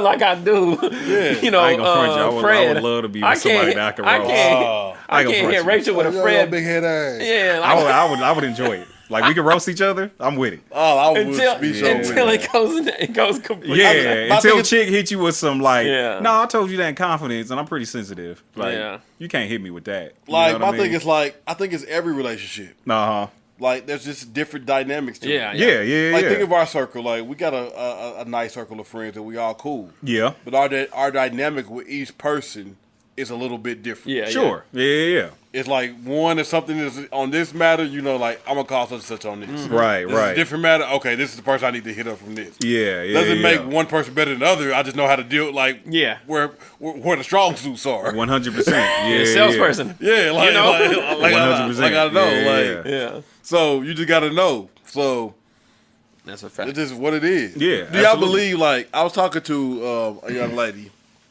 and she's been with this guy Uh-huh. for, I think, over 4 or 5 years. Okay. So I'm like, hey, do y'all stay together or anything like that? She's like, no, we don't stay together or anything like that. Uh-huh. And I was like, well, why not? Like, what's the next step here? Uh-huh. She's like, well, we just still trying to figure it out. So I'm like, How long they been together again? like I think like 4 or 5 years. Okay. And so I was just like, he ain't it. Yeah. Are they saved? No. So it's not a spiritual reason Not a spiritual that they're thing. not moving. Okay. I was just Got like, you. I'm like, he ain't it. I'm like, sure, what you mean? I said, I mean, do you want to be married to him? She's like, I don't know. I'm still trying to. I'm like, so after 4 years, neither one of y'all know what y'all want. Good God, yeah. I'm like, nah, he ain't the one. She's like, that you just sounds can't kind of say shifty. that. She's like, well, I just kind of like my own space. I like my own me time. I said, yeah, but for the right one, you'll switch that up a little bit. Yeah. 100%. Yeah, Absolutely. I said, I get that you like your space. 100%. You like your thing. I said, but when the one is the one, yeah. I said, all that kind of goes out the window. 100%. Like, you know, Yeah. I like, you would be like, I want this person around so much that I'm willing to inconvenience myself. Right. Like, all of that type of thing. Yeah. It's like, I never looked at it like that. I'm like, he might not be the one. Yeah. Yeah. Reese out here breaking up happy couples. Are they happy? That's the question. Right. They're probably. But I told him, I said, hey, if that's what works for y'all and y'all cool and content there, cool. Yeah. I said, but you can't be like, I want marriage and all that. Then when I ask you about like what y'all doing, you say that. I'm like, maybe he ain't it then. Yeah. Like, but if y'all just cool and calm and collect on that, cool. Yeah. Real talk. Yeah, man. If y'all content, go for it. Go for it. You know what I mean? Go for it. Sure. Yo, fellas, I hate to break out early, man, but I gotta go spend too much time with my wife. You gotta do what you gotta do, bro. So even though I'm not rolling there, I am rolling now. Yeah. So literally. Yeah, literally. That is hilarious. So I appreciate y'all, man. Yeah, For real. no doubt, bro. man. Appreciate you stopping through. That is hilarious. He gonna hit us up in the group chat later. Right. Man, I should have stayed. Yep. Right, yeah. Might come up there. You know what I mean? What's up? How you want me to go out? You can go out the front door. Yeah, that'll work. So let's get into this main topic, B. All right, man. Let's get to it, boy. Let's get into this main topic, man. Let's get to it. It's just me and you here, man, on this main topic. Let's man. try to keep it on, you know what I mean? Man, Let's try to keep it on track. I don't think there's no way to really get filthy with this main topic. Yeah, First of all, you know we can turn anything into filth. Let's just keep it a buck. why I gotta be included in you? I'm a saint. Let me put my halo on. The halo black, nigga. Is that my hat though? No, it looks like yours. Are you sure? I'm positive. I got this off my dresser. You got a black one just like it, Bro, bro. that mother look exactly like it. It's an all black KC Is it snapback. is it fitted? No, It's a it's a snapback too? snapback, bro. Bro, is you sure? Bro, how would I have? Hey, your I was hat? sure about to put that mug on too. Not yours, but I was about to put mine on. I'm glad I did. Your hat is wherever you keep your hats. All right, cool. All right. This is my I looked hat. over like, damn, man, that mug look exactly like my hat. It's a KC Black Fitness. It's a lot of them around the town. No, that's a fact. That's a fact. You're not the only one that own one. Oh, man. So, man, main topic today, man.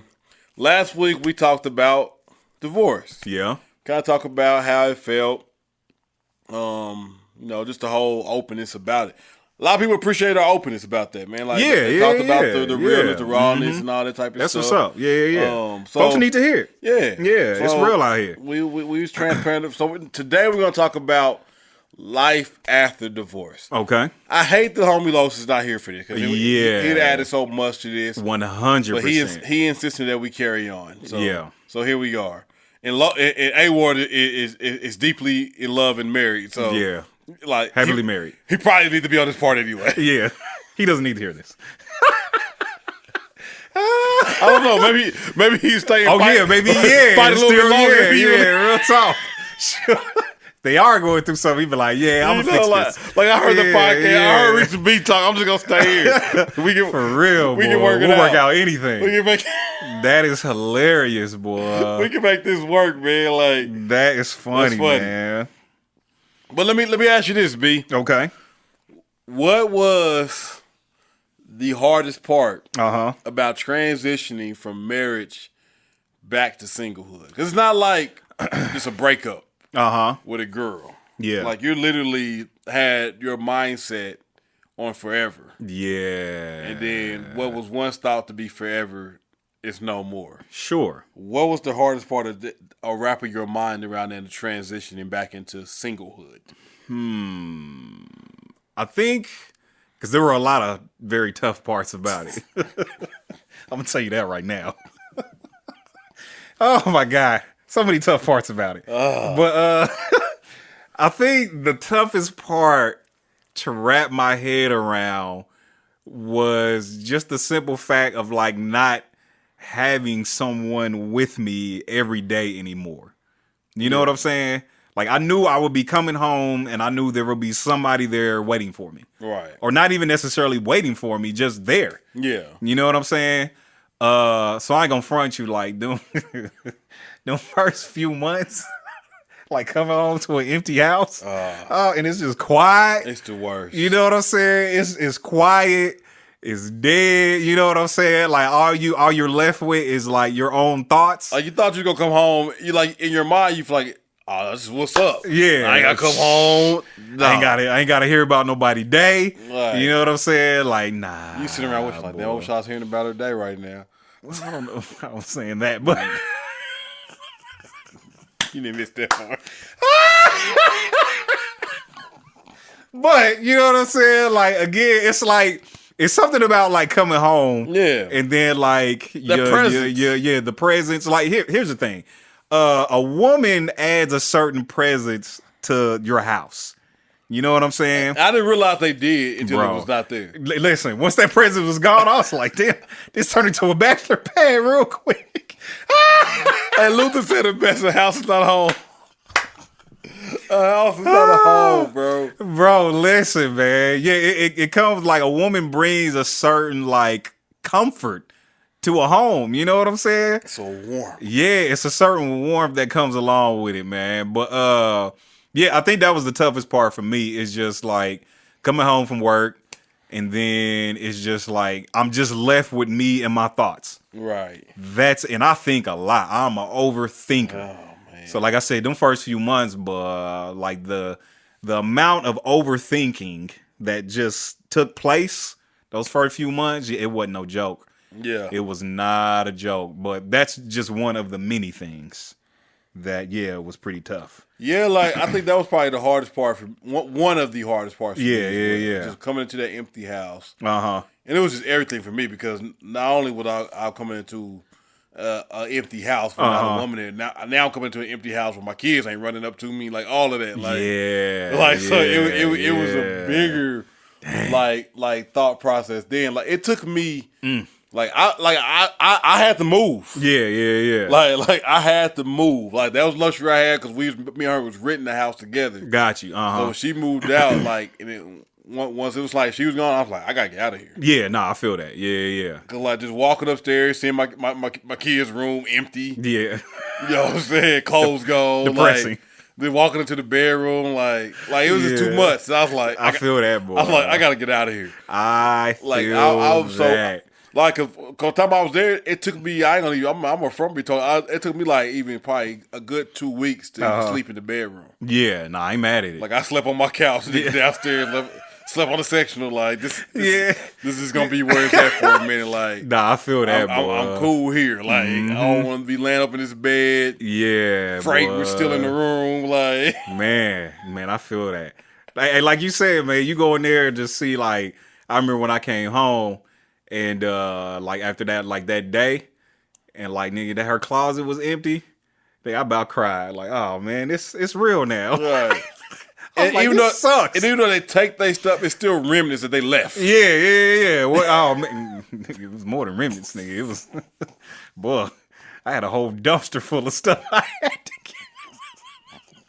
A whole dumpster full of stuff I had to get rid of. I said, man, all this gotta go. Boy, I need to purge. You got to, man, bro. Listen, boy. It was tough, bro. It was tough. I ain't gonna front I think that was the hardest part, and just like that was the hardest part, kind of I would say in the physical. Yeah, 100%. Seeing that, but like mentally and emotionally, it was just like the plans. Yeah, hey, that's a fact. Because it was 100%. Just like my whole mindset of looking future wise, and people was like, "What's your 5-year plan?" Like I had it mapped out. Yeah, 100%. Like, this is what we about to do. Yep. This is where we going. This is what kids gonna do. Like it was a whole yeah. plan for all of this. Right now, it's like this whole plan is now unraveled. Yeah, like even like purchases that was made with the thought of two people, two incomes, right, boy, all of this in line, man. So now it's like I'm stuck with a lot of things that if I'd known I was gonna be by myself, boy, I wouldn't have bought. Man, listen, and then the thought of like starting over, yeah, you know what I'm saying? Like you are literally starting fresh, man. Yeah, it's bad. So just like that mental part of it was like when you really think something's gonna be forever. Yeah, I don't know about most people. I didn't go into marriage like right. Yeah. Divorce is like option. Yeah, 100%. Or like divorce is like I plan to walk out of this someday if it get too rough. It was the furthest thing from my mind. Yeah, it was the furthest thing from the mind. So when you faced with it, it's just like, oh man, like all right, how do I wrap my mind around like that? This is done. Yeah.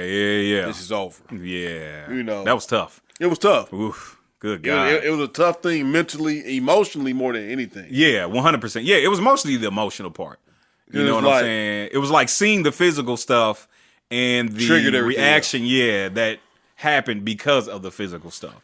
And then the emotional got better as mental got better. Yeah, 100%. Like as my mind started being able to process and understand it, then it was less emotional. But at first you could, like, no matter what you knew, what decision was made, you really couldn't wrap your mind. You couldn't make sense of it. Yeah, 100%. Yeah. Like it's like I know how we got here. I still don't know how we got here. Right. Yeah. Absolutely. Because you be asking yourself, how did we get here? Yeah. Like, nah, you know. Like you know. Yeah, you know. But it's like. And then, like, I think the hardest part of it is when I start owning my own stuff. Yeah, 100%. Yeah. Then it became like really real because the first was like, you know, in your best way, you just try to blame the other person for everything. Yeah. Try to help you cope. Right. But then, like, when I really started thinking about it, like, damn. I could have done some stuff better. Yeah, 100%. To make this work, or not even make it work, to save it. Yeah, it's all those shoulda, coulda, woulda thoughts. Yeah, 100%. Them would eat at you. Yeah. Then anxiety started creeping in. Man, listen, that anxiety ain't no joke.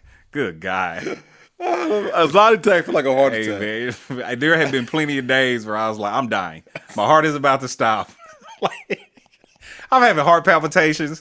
You know what I mean? Like, heart skipping a beat. I'm like, oh my God, my heart just stopped. Google it, making me feel like I'm definitely around the corner.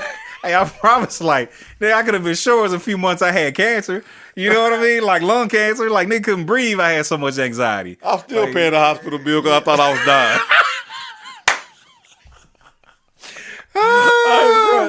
Hey, you can laugh about it now. You know what I'm saying? So tight, like, I gotta she the one talking like, you going to the hospital. Yeah, hey, real talk, boy. Like, you killing me. Yeah. Nigga sound like somebody drunk dad. You killing me. Oh my God, dude. I went. They took all these tests like this nigga taking EKGs. They like your blood pressure normal, your EKG is normal. Like, I'm like, then what is wrong with me? Like, you just stressed. Like, help me out. Like, what's wrong? Because all I know is his chest is tightening up and I feel like I'm dying. Bro, I'm telling you, it's been plenty of times, boy. Man. I am dying. Like, seriously, somebody help me. That is hilarious, bro. You can laugh about it. It was not funny in the moment. It wasn't funny at the time. Heck no, not funny in the moment. Good God, man. No, you can laugh about it on the back end. That's some laughter at the back. Man, listen, I ain't gonna front you. It was one day I was on my way to work, nigga. I think I just had an anxiety attack. Man, I turned around, went straight home. I told my boss, I'm not coming in. Because she knew what was going on. Yeah. She knew I was going through a divorce, and she been through one. She was like, hey, man, listen, like, take all the time you need. Like, you good.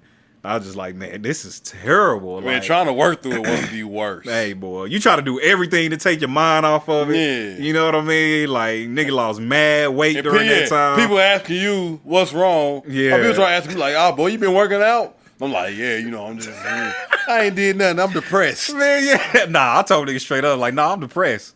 I ain't eating. Nigga, that's why I'm losing weight. Nigga just ain't eating no more. You know what I'm saying? Like, nah, I'm good. Yeah, you know what I'm saying? Heck like, nah. That is hilarious, man. It get real. Boy, I wasn't opening up curtains at the my house was dark. Hey, man, it do that to you. It do that to you, man. Want to stay in bed. Good. Your friends calling like, we going out? Like, nah, I'm straight. Y'all go ahead. Oh, man, that is terrible. Good God, that is terrible, bro. But that was the hardest adjustment, man, just wrapping around my mind like, yeah. I have to start all over. Whew, and man. What I once planned to be forever is no longer. Yeah, that's it.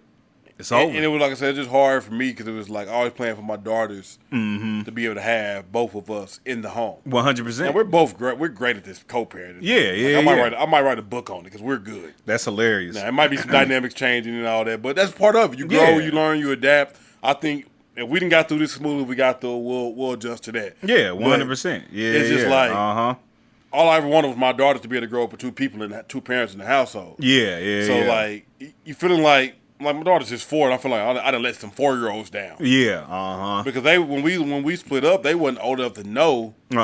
So now, but still, it's like mommy's house, daddy's house. Sometimes Daddy Rece like, I want to go to daddy's house. Reagan's like, I want to go to mommy's house. It's like, like just all of that, and you're like, dang, man, I got if I would have messed up, they wouldn't have to be going through this. Yeah, that sucks, man. Like, so just and hearing the mental that, gymnastics through that. Yeah. Flipping through that mindset, and it like honestly to kind of just bring it full circle, like so people don't think like you just stay there. Yeah, 100%. You just have to get in the mindset like this is what it is. Yeah. Like this is where we at. Yep. This is my new life. This is my new life. This is what I got to deal with. 100%. Just because my marriage failed, I'm not a failure. Right. Yeah. That's real, boy. Now I have to figure out how to make the best of this for the kids. And for yourself. Yeah, for yourself. And I was about to say, since I don't have kids, it's just like, all right, I need to make the best of this for me. Yeah. You know what I'm saying? And then really just kind of like think of the ways that you've grown, you know what I'm saying, and embrace that. Yep. You know what I'm saying? Because, I mean, through that, I grew a lot. Emotionally, you know what I'm saying? Like, all that, you know what I'm saying? So it's just kind of like, all right, you know, even though this is not necessarily what I wanted, like, this is where I'm at, and I'm going to be a better person, you know, for myself and then for somebody else if somebody else comes along. You know what I'm saying? And I had to think about it. I was just like, you know what? There are things that I've learned about myself and grew about myself that unfortunately, without this divorce, I probably wouldn't have learned. Yeah. Like, that happens, 100%. That's just the reality of it. People like, man, I was like, man, listen, I know myself better now than I knew before. Yeah, that's a fact, bro. I've dealt with some issues within me that I probably would have never dealt with or faced if she would have stayed. Yeah. So am I like, am I happy she left? Like, no one's happy, but I'm like, right. It forced me to really look within me and say, you know what? I don't want this to happen again. I don't want to be in this place again. So let me go get the necessary help. Let me go talk to the necessary people. Let me really focus on me to make sure I'm never in this position again. Right, exactly. You know, so exactly. I think it just really, it causes you, sometimes, honestly, and I just believe this in life, period, sometimes loss is the only thing that will make you really face things that you need to face. 100%. Yeah, absolutely. Yeah. And that's not the best route to go. No. You know, it never is the best route to go. Like, if you don't have to learn from experience, then you don't. You know what I'm saying? Like, matter of fact, if you're listening to this, learn from our experience. Learn from us. Yeah. Learn from us. Don't go through what we went through. But yeah, man. So, kind of to switch the gear just a little bit. What has been surprisingly enjoyable about being divorced? Enjoyable? What? So being back single, what have you enjoyed the most? Like, what's some things that's kind of happened or going on and you're like, you know what? This ain't that bad. Man, it's not a lot. I'll tell you that right now, nigga. It's not a lot. I mean, if I have to pick something, I would say really it's like coming and going as I please. Yeah. I think really that's the biggest thing. Like, I can come and go as I please. You know what I'm saying? I don't have to think about being at home at a certain time. I don't have to think about, like, checking in with nobody. Right. It's just kind of like, I can leave. If I want to leave the house at 1 a.m., you can leave the house at 1 a.m. I can do that. No question. I ain't got to ask no questions. You know what I'm saying? I can just do whatever I want to do. Yeah. If I want to stay out all night, I can do that. You know what I'm saying? So, I mean, I guess that's the most enjoyable. Yeah, I think like if we can use that word, you know what I mean? Like for me, it's like that's cool. Yeah. Like I love that aspect of it, but it's so damn dangerous. Expound. Like I realize nigga need boundaries.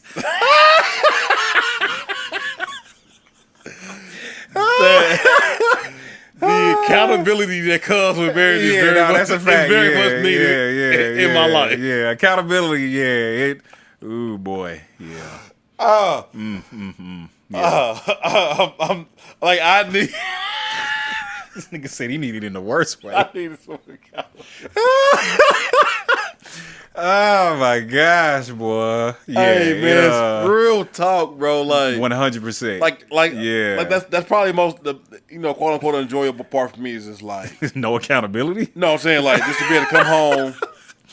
Sometimes it ain't even leaving; it's a coming home. Yeah.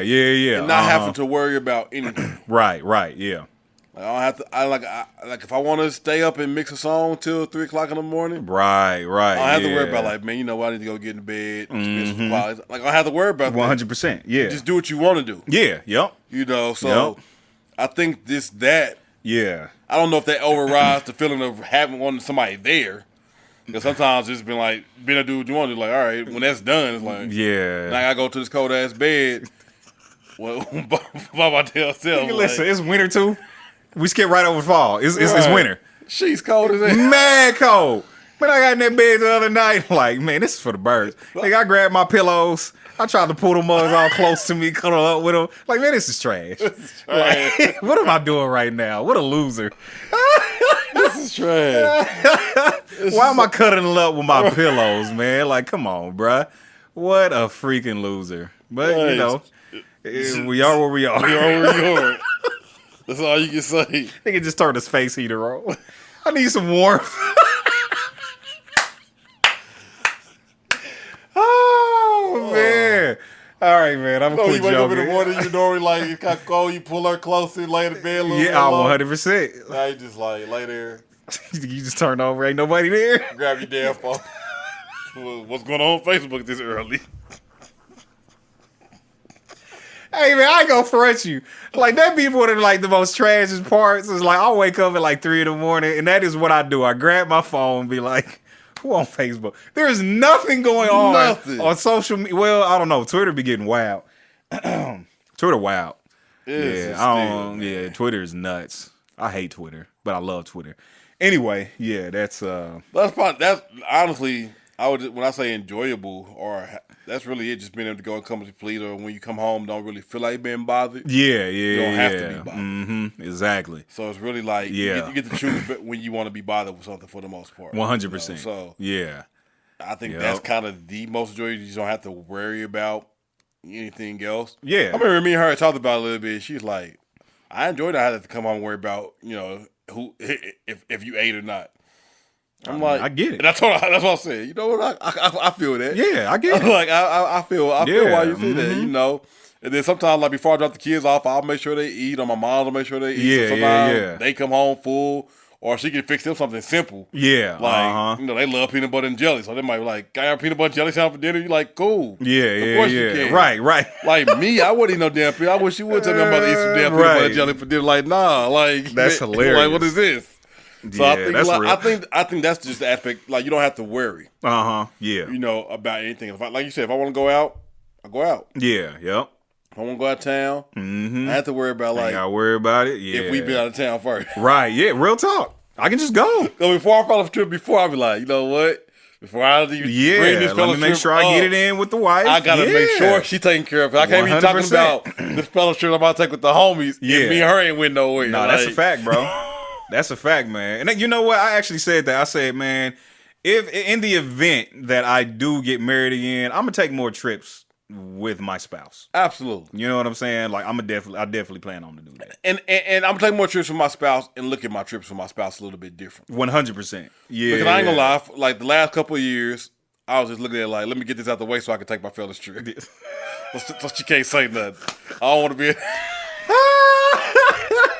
That is hilarious. I'm just being real. Hey, nah, keep it a buck. Keep it a buck, like, man. sometimes it's like, you know what? I'm going to take her out of town. Yeah. We can do our thing. We have fun. We kicked it. Yeah. Great time. If I'm being honest about my mindset about it, it wasn't where it should have been. Yeah. Should have been like, I want to take my wife out of town. Spend some quality time. Like, we're going to enjoy, have quality time. Kick it, all that. But really in my mind, like, let me do this so when I get time to take my real trip. Yeah. The real trip. It's an ends to a means. Yeah. Yeah. Like, that's terrible. She can't say anything about this. Stupid. Stupid.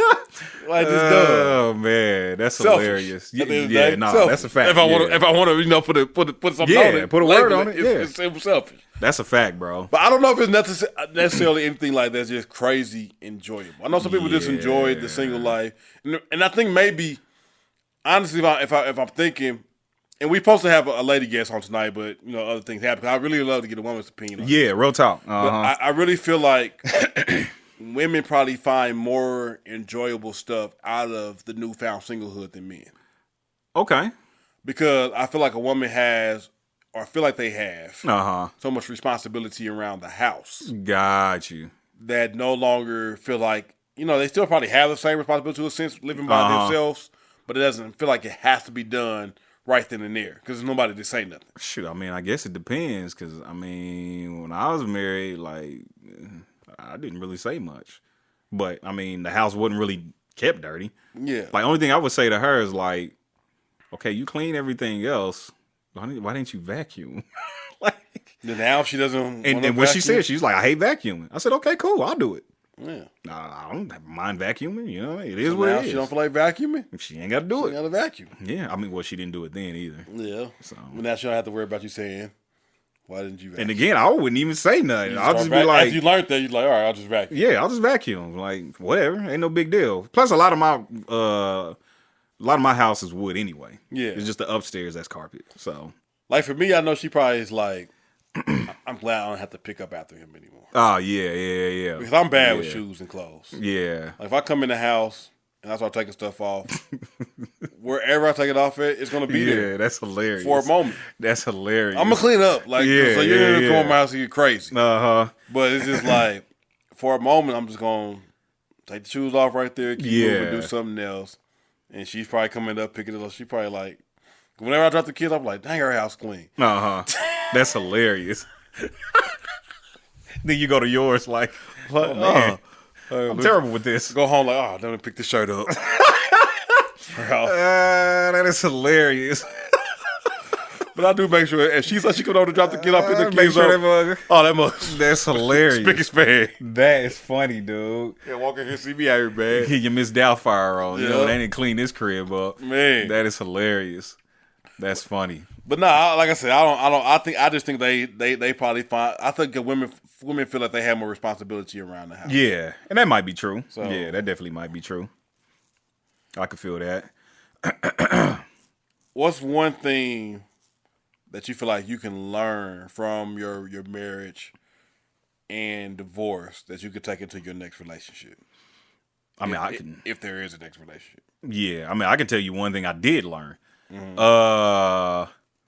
Of course, by going through therapy. Anyone? Hey, I'm telling you now, therapy's good. What I learned, you know what I'm saying, through my previous marriage was learning how to share my feelings and emotions. Mm-hmm. Like that was something I was terrible at the beginning of my marriage because I just didn't know how. Right. And I think I've said that on the podcast before. So, you know what I'm saying, in the event that I do end up with somebody else or whatever, like, it's going to be a situation where, like, they're going to know how I feel. Good, bad, and in between. You know what I'm saying? And most times it's probably going to be good. You know what I mean? But, you know what? I learned that that was something that she needed in my previous marriage. Mm-hmm. I just didn't know how much. Right. You know what I'm saying? Like, she needed me to, be emotionally available at all times. Right. And sometimes I just wasn't because I didn't know how to be. Right. You know what I'm saying? So, like I said, for me, I think that's like one of the biggest things that I've learned and that I'll take away from my previous marriage. And like I said, midway through, I did learn that. But I think, as the years kind of went along, I got better and I got better and I got better and I got better. And I'm still continuing to be better at it. Mm-hmm. You know what I'm saying? So, yeah, I would say for me, yeah, just kind of, and I think that's something a lot of women want and need from their dude is for him to be emotionally available. You know what I'm saying? So, yeah, I think that's definitely, the biggest thing that I learned, 100%. I feel that because, man, emotions for me, like, are so hard to process and deal with. And it's weird. They're really not hard to process. I process my emotions pretty good, I think. Yeah. but communicating them. Yeah, that's the thing. And I really feel like it's just with significant others. Yeah. I could go talk to somebody else about it clearly and good. Right. But it's like, I don't know, for some reason, when it's the significant other or when it was my ex-wife, like, it's just like, I was always thinking of a right way to say it.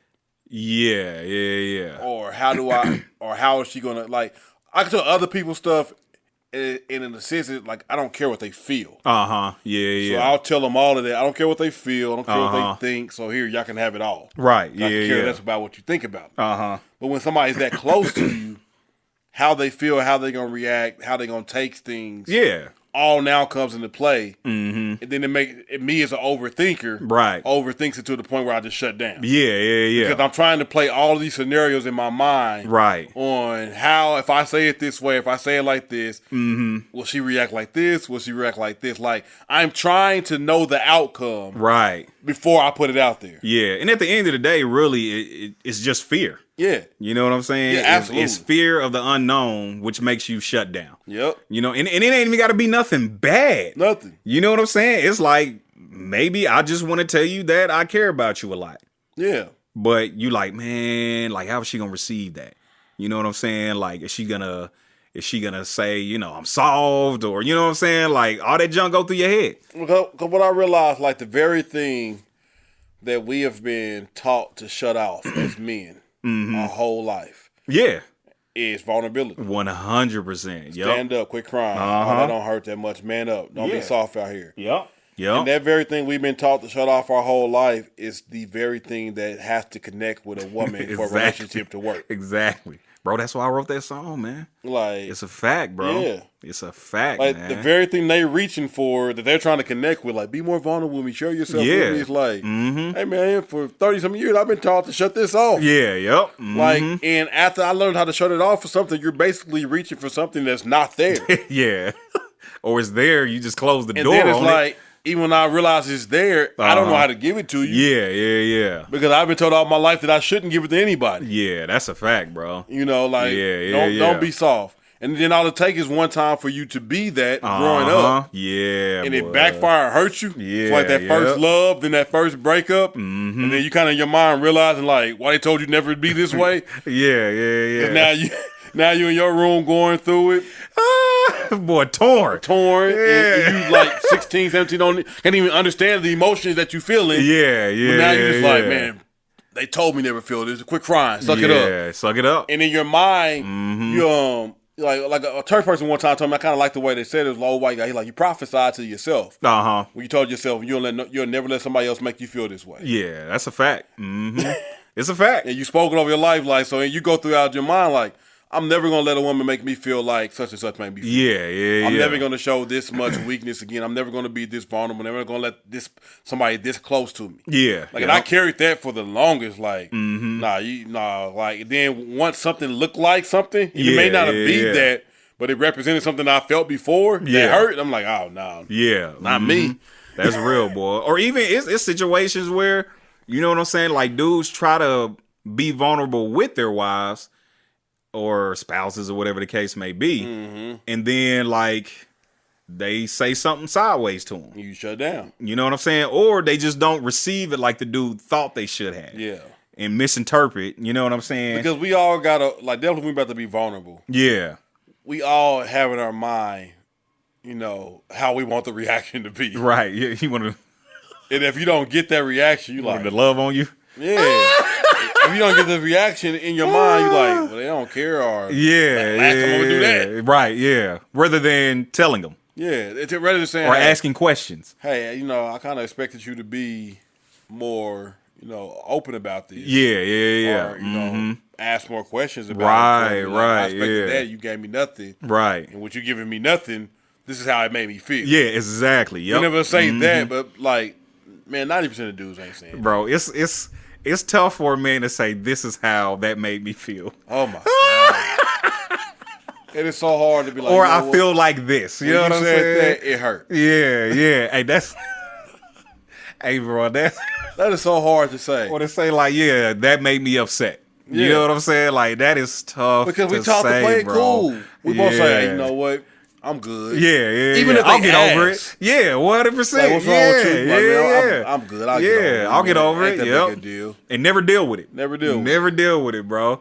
Yeah, it's terrible. Then it's a terrible cycle. They start doing minor stuff that's stacked on top of the big thing that you never dealt with. So now the minor stuff is causing issues. Exactly. And now you warring within yourself because you're going through all of this internally. Ain't sharing it. Right. So, and then even as more stuff happen, you still just sucking it up. Yeah, 100%. Stacking stuff on top of stuff. You never get it out. They don't understand because you ain't saying nothing. All they now is like you're acting different. Yeah. The thing is, like, as men, we don't realize we're just building a wall. Yeah. That's pretty much all you're doing. And we're acting different, and we don't even know we're acting different. 100%. Yeah. Because now everything is hitting this wall that we don't even know we built. Yeah. Yep. That's real, boy. Man. Jeez. It's tough. Yeah. I think for me, like, the biggest thing that I learned, is just communication is big. Being open and honest about what you need. Yeah. And boundaries. Yeah, that's real. Inside the marriage and outside the marriage. Like, yeah. Like going through with one of the homies, Marcus, had sent me a kind of a serious thing called guardrails. And it really helped me get a concept on the whole thing. It took boundaries to a different level for me. Yeah. The guardrails is like, they kind of gave the things like, hey, when you look at the highway or roads that's dangerous, you see guardrails. It's guardrails to keep you from getting to the danger part. Yeah, that's dope. That's real dope. Yeah, So even if you hit the guardrail, it may be damaged. Damage is going to be a lot less significant than if the guardrail wasn't there. Yeah, that's dope. Yeah. And he's like, so he like going into another, he's like, in your relationship, he's like, a guardrail may be that, you know what, I'm never going to go one-on-one with a coworker of the opposite sex to lunch. Yeah. Because that could lead to something dangerous. Yeah. That's real. So I won't get to the dangerous part. I got the guardrail that this is something that I would never do. Right. Yeah. Or I would never talk to a significant other that ain't like my mom or sister or something about my relationship. Yeah. Putting those guardrails in place to kind of protect you from going to the danger spot. Yeah, that's dope. That's real dope. And I think that's what I would take, into a relationship again, like they got serious or, another marriage would be like, hey, what's our guardrail? Yeah. That's dope. And have her set some for me, like, what are you not comfortable with? Yeah. So I can really know the things that you're not comfortable with so they can be playing in my mind. Right. Yeah. And then being honest with myself. And I think that's what I've learned how to be before, because pride would tell me I can handle things that I knew I couldn't handle. Yeah, that's real. Like, oh yeah, man, you can talk to her. Yeah. You can flirt a little bit with her. It's harmless. Man, hell no. Yeah. Like right. Like, you gotta be real with yourself. You gotta be real with yourself. Absolutely. Yeah. And if somebody say something to me, the best thing for me to do is shut up. Yeah. Because if I respond and then they respond with something else slick, it's a rabbit hole. I'm gonna say something. Now we're going back and forth to this whole battle off. My pride is not going to allow me to lose this. That's hilarious. Now I got down in the rabbit hole that I really don't even want to be in. Yeah. But my pride led me here, so it's like, you know what? It's better to say don't even entertain the rabbit hole. 100%. Yeah. So just being honest with myself, and the whole vulnerable thing. Yeah. I think that one thing I had to learn too is like I'm not always like my way is not always the best way. Yeah. Because I didn't think that before. Yeah. Like, this is the way I think it should be done. This possibly has to be the best way. That's hilarious. Because in my mind, I'm like, I've thought of every way this can go. Yeah. Like, I done played every scenario in my mind. Right. I done laid this whole plan out. If this is the decision I came with after all of that, mine must be best. Yeah.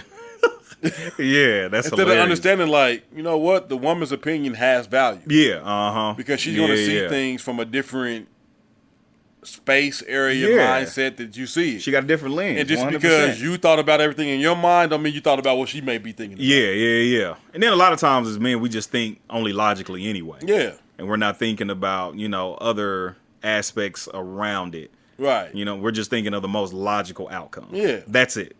So, yeah, that's real.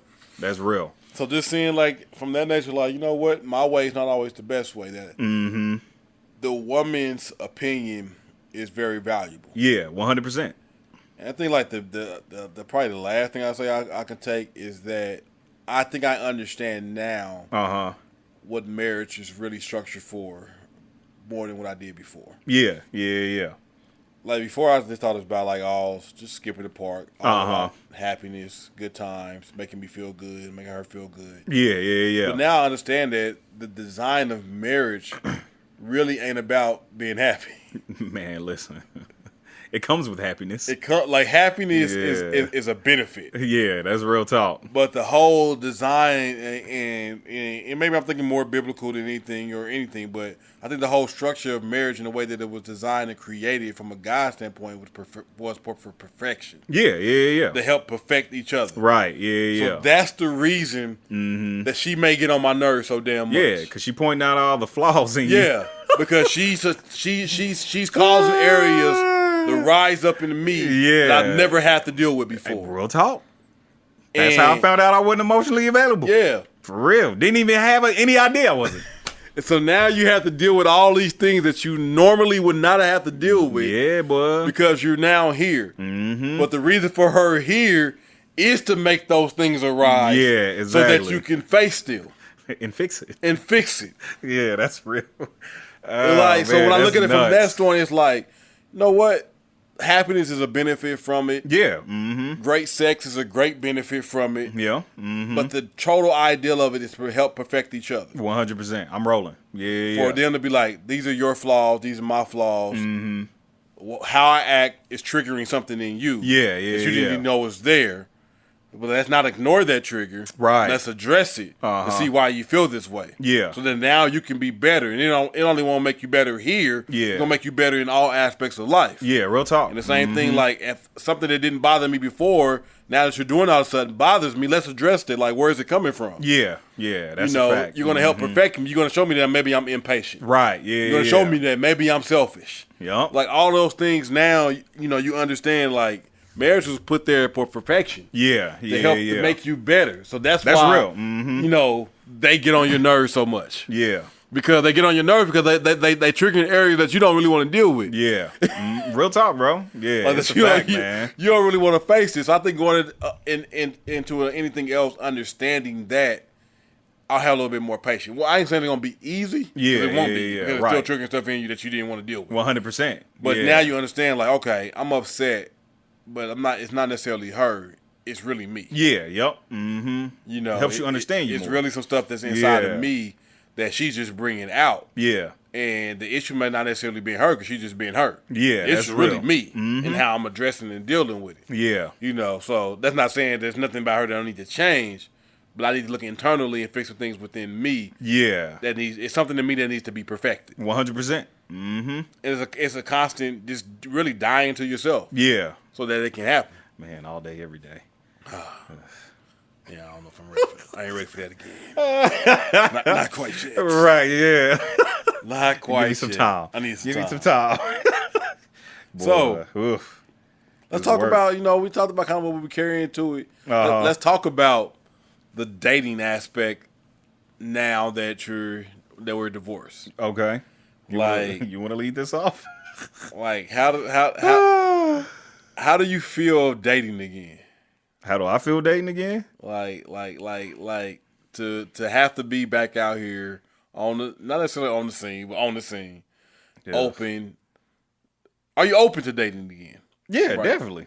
Like, I have. Yeah. So how? You know what I mean? It's trash. All right. You know what? So here's the thing. Like when I finally got back to dating, I realized that dating is very different these days. Oh my God, bro. It is very, very different. So back in my day, like before I got married, like when I would date somebody, like usually I would just date them. Right. You know what I'm saying? That didn't necessarily mean we were together. It's just like, well, I'm just focusing on you, and then I'll just kind of decide if I want this to go any further. I learned quickly that that's not necessarily a thing anymore. Like you can date multiple people at the same time, and then maybe you start feeling one more than you said. What? Pick who feels the best. Yeah, and then kind of just go from there. Like I learned that quickly. I've also learned quickly that like traditional like relationship monogamy type stuff, it's kind of, I don't know if it's like it used to be. No. Like people into, what is it, polyamorous or polyamory or whatever it's called. You know what that is, right? Yeah. We talked about it on one of our podcasts when we had all the homegirls over here. Oh, yeah. Yeah. Like all that kind of stuff. I mean, that ain't like the lifestyle I want to live, but I'm finding that, hey, like a lot of women out there, like they cool with it. You know what I'm saying? Like, dating is just very different these days. It really is. And then I've never been like the online type guy. And, you know, I've kind of dabbled in that. It's trash. I hate it. I ain't gonna front you. Like, I ain't gonna front you. And like online dating is like a thing now. It is. It is no longer looked down upon. No. Like online dating is like what it is. And I'm just like, man, I ain't trying to meet nobody like that. I would love to see the numbers down of like the newer generation married couples. Yeah. On how many of them like met outside of online. Yeah. Like seriously. Because that's like my preferred way of meeting people. Like, we go out, you know what I'm saying? You see somebody attractive, you roll up on them, what's up, da-da-da-da. And you got to be sensitive with that nowadays. Right. You know what I'm saying? It's just like, you know, we in the Me Too movement. You know what I'm saying? So it's just kind of like, I mean, I wouldn't trying to, like, push up on you like that. I just want to talk. Right. You know what I'm saying? Like, it's some weirdos out here. I get it. You know what I'm saying? But, yeah, dating out these years, it's different, bro. I ain't gonna front you. I hate it. I ain't gonna front you. It's not fun. It is not fun. Man, listen. I don't even know if I know how.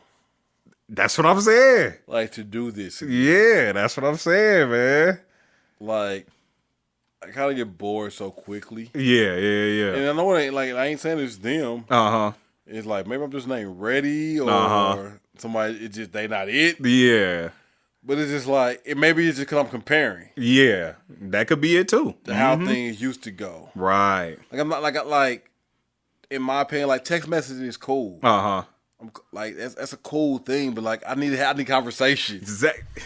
It's like, so just exactly texting me all day or you know any of that is not significant enough for me. Yeah. No, I feel that.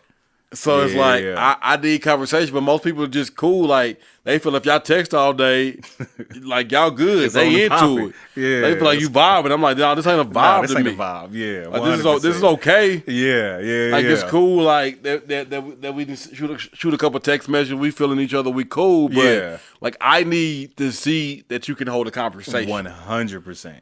Yeah. Like, I need to see that you can carry a conversation. I ain't saying we got to be on the phone each day, every day, for hours after hours, like we in middle school. Like, no, we ain't got to do that. Yeah. But, like, significant conversation is big to me. Yeah, 100%. Like, cause how we going to be something without it? Yeah, absolutely, like, if we can't have a conversation when we absolutely don't know anything about each other. Yeah, that's how can we possibly go anywhere? And then the thing is, you don't want to feel like an interview.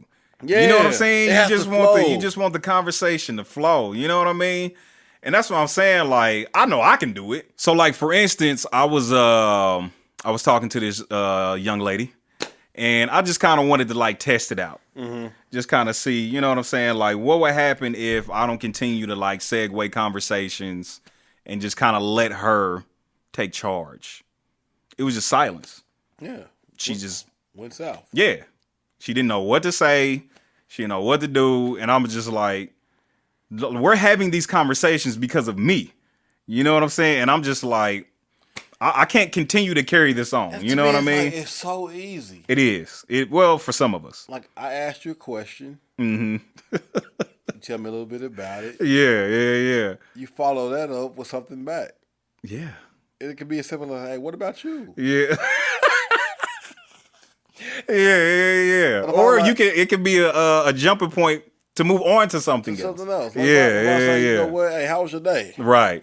You tell me about your day, and if I just get quiet, like, okay, that's cool. That's the end of conversation. Yeah. If you tell me about your day, and I'll be like, and then you like, how's my day? And I tell you, then I'll be like, well, shoot, what went on in yours? You know? And then if you tell me about it, well, hey, how did that make you feel? Right, yeah. You know? Exactly. Or it's like if I ask how your day and you don't give detail. It was all right. I was bored. Or it's just kind of like, okay, like, why was it so boring? I said, what's up on your dinner today? It was like, sleep. But even in that, it's like, dang, why you sleepy? Yeah. You know what I'm saying? Like, what's the deal? You know what I mean? Like, it's just like, what am I supposed to do with that? Yeah. Like, if you give me too many 1 or 2 word answers, I'm done. Yeah, 100%. And I found, like, with the online thing, like, just like you said, talking through text, like, I'm straight. Because my thing is, like, I don't know how to gauge text. Definitely when we first start talking. Because I don't really know you. I don't know you. Yeah, exactly. I don't know your personality. So sometimes, if you take something in a joking way, but I don't know you. Right. So now I'm just like, oh, my bad. I'm sorry. I didn't mean to offend right. you. Yeah. Like, exactly. They like, I'm just joking. I'm like, I didn't know that shit. Yeah, I don't know that. Exactly. And that happens to me because I'm very sarcastic. Yeah. You know what I'm saying? And so sarcasm, it doesn't translate very well through text. It doesn't at all. Yeah, it doesn't. I get tired of putting LOL behind myself. Exactly. Just to show that I'm not being serious. Like, yeah, that's a fact, man. That is a fact, dude. But I'm just dating in 2020 is garbage. I'm not into it. Yeah, man. I ain't gonna front you. It's like I said, I don't even know if I just know how. It could just be me. Yeah. Like, 'cause I just don't know how to necessarily do it. I don't know if it's just like I ain't ready or the conversations ain't flowing. I don't know, because it's like I get bored. Yeah. I really do, and that's sad, but I do. Yeah. It's just because somebody can start off interesting, and then it just be like it just dries up so quickly. Like, the well runs dry, and I'm like, is it me, or is I'm just wanting too much, or am I looking for something to click? That's the reason it ain't clicking. Like, I really don't know. Yeah, the answer is it's just like it just seems trash. Yeah.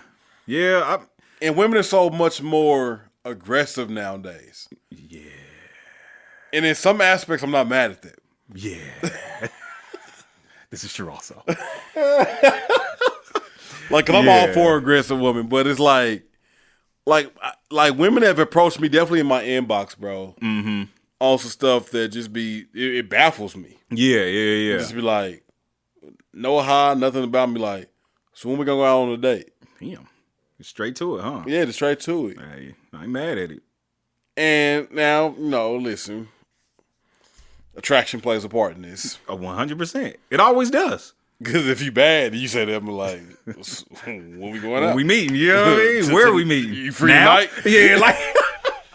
If you're not, that is hilarious. So yeah. But the 100%. Level of time that has happened where it's just being like straightforward. Yeah. And it'd be like, dang, like, I'm used to, like, before marriage, like, getting hit on. Right. Like, I don't even know that's a word now. It probably make me sound old.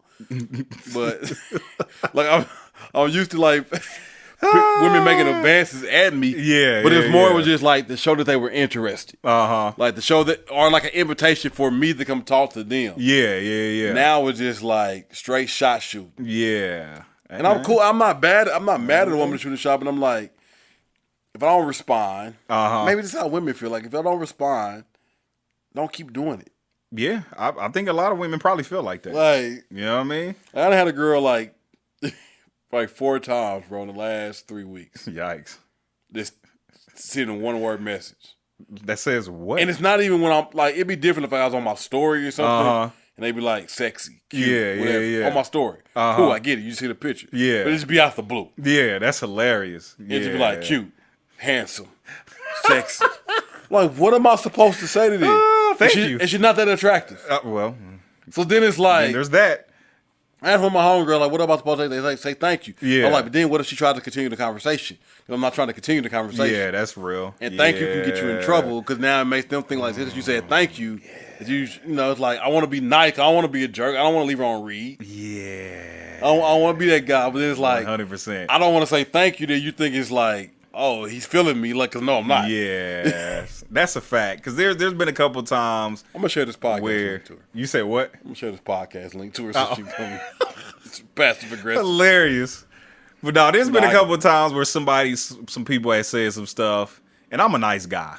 You know what I'm saying? So I'll just respond until it's like time for me to be like, nah, I'm not interested. You know what I'm saying? Like, just cut to the chase. You know what I mean? And try not to do it before you need to. You know what I mean? I just stopped saying thank you and I just emoji the comment. Yeah, listen, the emoji is good. You hit me with an emoji, like I'm done.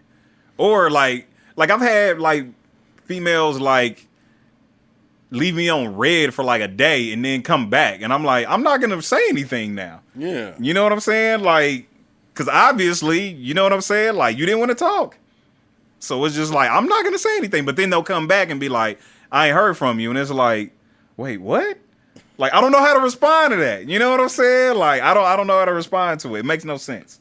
Man, because like normally I'm just like, you meet a girl, get her number, talk to her a little bit, right, y'all vibe, y'all feeling each other, hey, you want to go grab a drink or you want to go grab some dinner or something to eat, you want to grab lunch one day, right? Then that's what it is. Yeah. See, and I think I'm finding that I think my preferred method is just like meeting somebody and we just talk as friends for a while. Mm-hmm. Let's just talk as friends for a while. It ain't nothing serious. And then let's see if we can even be cool first. And it's like, if we can be cool, then it's like, okay, maybe we can do something else. Right. You know what I'm saying? But I think a lot of times, especially when meeting somebody new, like the automatic is, okay, let's work towards something. Right. And it's like, nah, maybe we just need to be friends. And that's just and been nothing my else. thing. Kind of like what I've been telling people lately is just like when they be like, well, what are you looking for? I'll be like, nothing. Yeah. Mm-hmm. I'll be like, hey, I'm all on this organic kick. Yeah, it's all about the organic. Like, yeah, 100%. If we talk, cool, and we feeling each other, we want to talk more. Yeah. If that builds like, hey, let's go grab something to eat or something, cool. Right. And then if we talking so much and kicking it so much, then we like, hey, you know, I'm really feeling you. I'd like to see if this could be something more. Mm-hmm. Let's have that conversation. Yeah, cool. 100%. Yeah, I'm not going into it like, oh, I need a wife. Right, exactly. Again, I need a girlfriend. It's like, those thoughts are not even on my mind. Yeah. I just want it to be cool. Yep. And if something else happens from being cool. Yeah. You know, a lot of, I done come to see like a lot of the women, it's just what I done seen, are really looking for that one. Yeah. They're really looking for, like, they don't really want to waste time talking to you, getting to know you, going out, all of that, unless you already have the mindset that you're ready for the next. Right. Time. Exactly. And it's like I don't know yet. They're like, are you looking for a relationship, or or do you want to get married? Like, ones that know, like, do you want to get married again? I'm like, listen, I ain't even thinking about all that. Yeah. Like, it's just like, that's the furthest thing from my mind right now. Right, yeah. Not saying it won't ever be on my mind, but right now I'm not thinking about that. Yeah, 100%. So it's just like, but then if you say that, they like, okay, he's not where I'm trying to be. Yeah. It's like, no, like, I'm just not trying to make that expectation. Yeah, not right now. Right now. Yeah, because that's what you're asking, so it can be an expectation. And that's cool for you, if that's what you want. But it's like, well, let's get to know each other on a friend level first. And I don't think nobody, honestly, in my opinion, should have that expectation. Yeah. Like, nobody should be like, you know what, the next dude I talk to, you know, no girl should be like, the next dude I talk to, I'm giving them my number, and whatever that, you know, and that's going to be the one. Yeah. No dude should be like, you know what, I need a wife. Right, yeah. So if she ain't showing wifey qualities out top, I'm done. Yeah. Like, no, don't even think about that. Let it turn into whatever it's going to be. Yeah. Maybe we turn out to be just good friends. Yeah, I'm okay with that. Mm-hmm. Maybe we see, like, you know what, friendship ain't even in the car for us. Yeah, real talk. Cool. Yeah, maybe that's an option. Maybe we see that it, for now, it's just a skibbities thing. Yeah. And skibbities that happen, we cool, you cool, and that really happens. Well, where it just stays that way. Yeah. Somebody's emotionally going to get involved at some point. Yeah. At some point.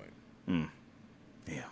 And I noticed some, like, it ain't always the woman. Yeah, 100%. Like, absolutely. Women told me some story where these dudes get some of that good and they start tripping out too. Oh, yeah, 100%. Yeah. I've never been that guy. Yeah, I've never had that happen. Like, it's like, yeah, it just is what it is. You're not the only one giving this good.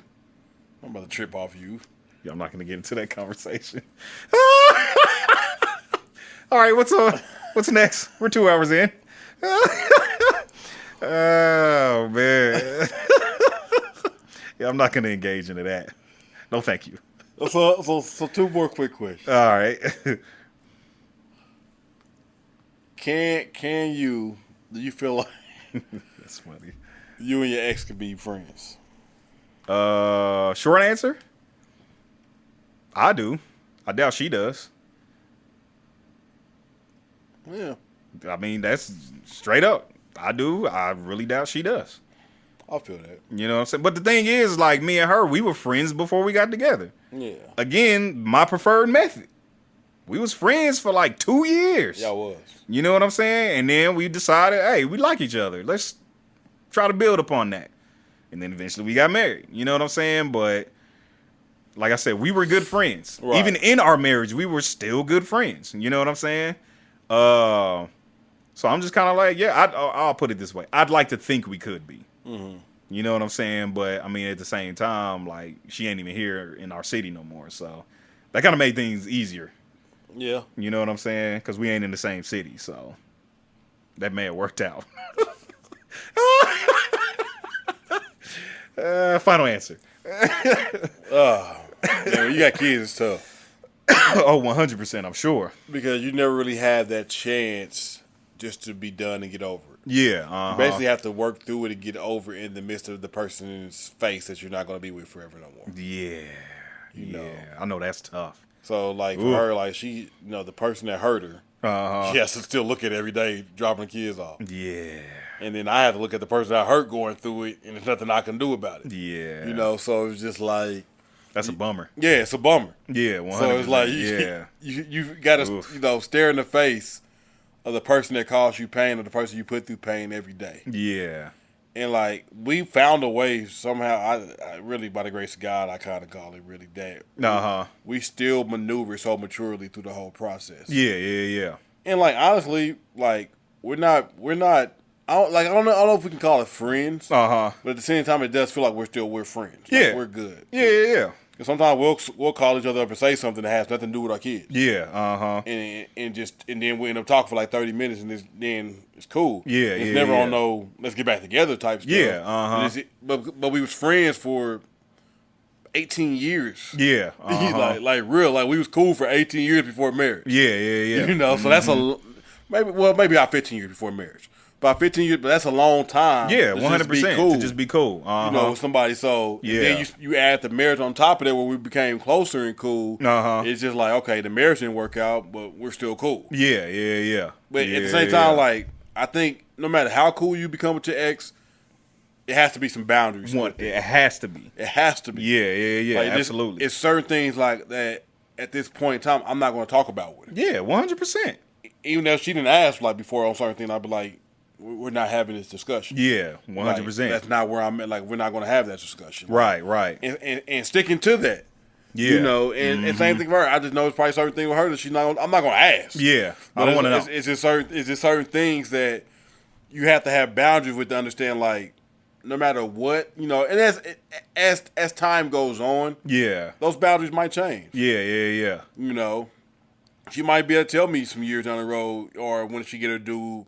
And talk to me about her dude problem. Yeah. And I probably wouldn't care. Right now, I don't want to hear about it. Yeah, heck no. Why? And it's not that that I'm necessarily like, I want her back. I got to have it back. It's just like, I don't want to deal with that right now. For what? Yeah. There's no point. It's no point to it right now. Yeah. Mm-hmm. So I think you can, be friends to a certain extent. I won't say friends. I'll just say you can coexist. Yeah, you can get along. And you can get along. Yeah, 100%. Absolutely. And in my opinion, if you got kids, definitely. Yeah. You need to find it. You got to find a way. You have to find that. And I just kind of told her one day, I was like, hey, we a team. Yeah.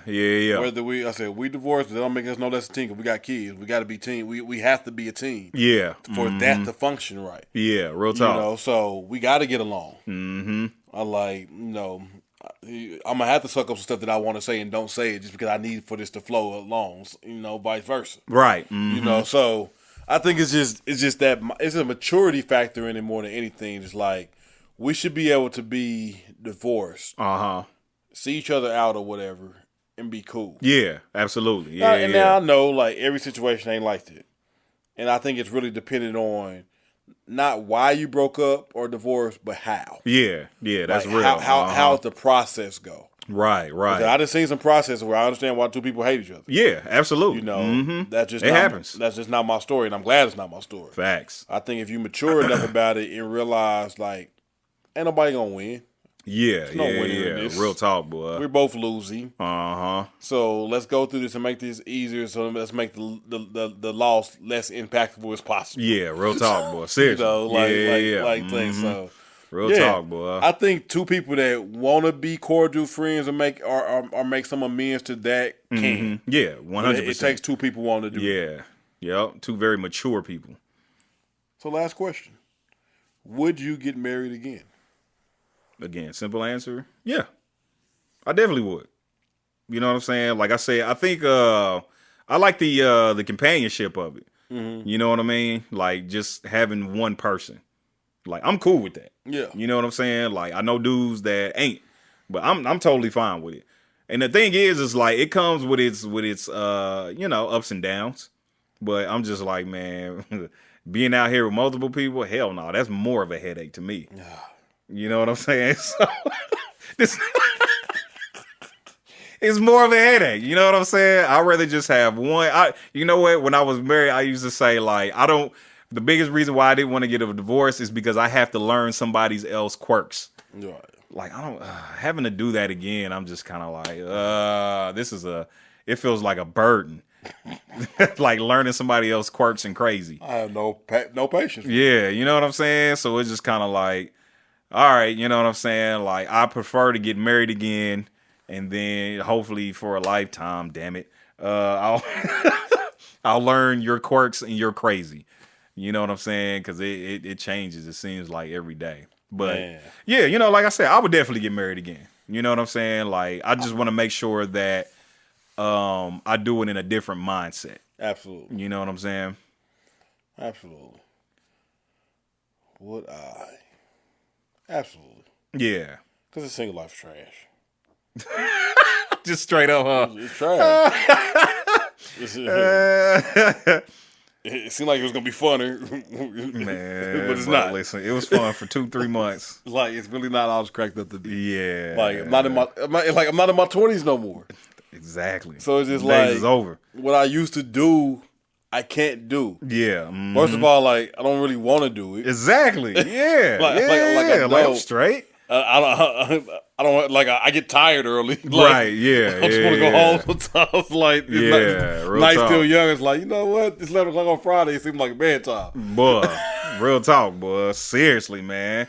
Shoot. Like the multiple nights of kicking in a row, I don't have it in me. Man. Yeah, boy. Like it's just not there. And not even just physically, like mentally. Yeah, 100%. Like after a night out dealing with like a bunch of people, the next day I'm like, all right, I think I just need some time to myself. Yeah, like, I just want to chill. Not entertain. Mm-hmm. It's like am I turning into an introvert? Like like am I changed? But I just realized, like, sometimes, like Sunday, I didn't go watch the game nowhere. My parents like, you want to come over? I'm like, I'm chilling. I chill at the crib, cook me some food, and watch the game by myself. Yeah, boy. And spent the whole Sunday chilling, and I was quite fine with it. Yeah, it was a great time. I have more days like that often. You know what I'm saying? Like, so it's just more like, often. would I do it again? Absolutely, because it's kind of like you said, man, the companionship of it all. Yeah. Just having that person.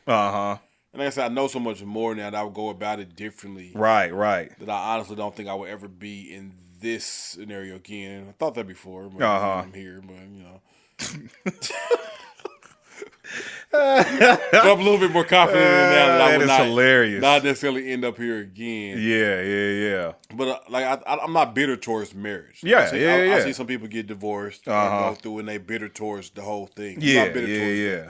I own my part in it. You know, in where I'm at, and it's like, okay, I know what to do and what not to do. Yeah, and I get it. A different person going to bring different scenarios. Right. You're going to learn to adjust to. But now I kind of, like I said, understand the grounds of it. And I've grown so much personally myself. Yeah, that I feel like I can probably weather a lot of more stuff that I couldn't weather before because of the lack of growth. Yeah. I feel that. So I just think the growth kind of helped me look at things differently, but. I definitely would do it again. Yeah. You know, I'm not in any means in a rush. Yeah. To do it I feel again. that. Yeah. I definitely feel that. By any means. Like, I don't put no timetable on it. Hell, you can say you're not in a rush for something, then the right person come along, it changes everything. Yeah, or you say you're looking forward to tomorrow and it end up taking 10 years. Yeah. So I don't have a timetable on it where I'm like, oh man, I want to be married again by 43. Like, yeah. I don't have a time set on it. My main focus is to continue to grow as a person. Yeah, real talk. To make sure I still be the best man that I can be, and outside of that, the best father I can be. So yeah, real talk. that's kind of where my thoughts is at. That's real, boy. Final thoughts, man. I think we covered almost everything we can cover. Yeah, man. I think my final thoughts would be, look, man, there is life after divorce. You know what I'm saying? Like, life is very different. You know what I'm saying? Yet the same in some ways. You know what I'm saying? I think a lot of people, like, they get a divorce and they feel like life is over sometimes. You know what I'm saying? But, you know, I definitely would encourage people out there. There's life after divorce. There's life after breakups. Right. You know what I'm saying? Like, in general. You know what I'm saying? I think you really just got to find a place where, I think like we said earlier, really just finding space again to be comfortable by yourself, number one. And then number two, just growing emotionally and mentally. You know what I'm saying? Right. I think really that's the biggest part, man. It's just the growth that needs to take place emotionally and mentally after that. You know what I'm saying?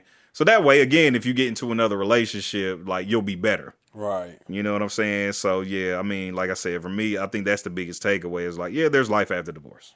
Yeah. Period. All right. Well, so my final thoughts is, in divorce, there's no winner.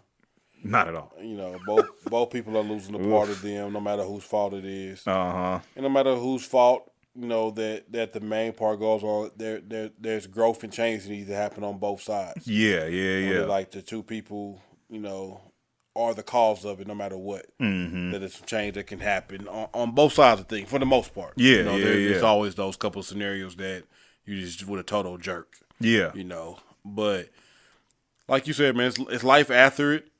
And it's a good life after. Yeah, it can be a good yeah. life. Like 100%. Divorce is not the end all, be all. Yeah.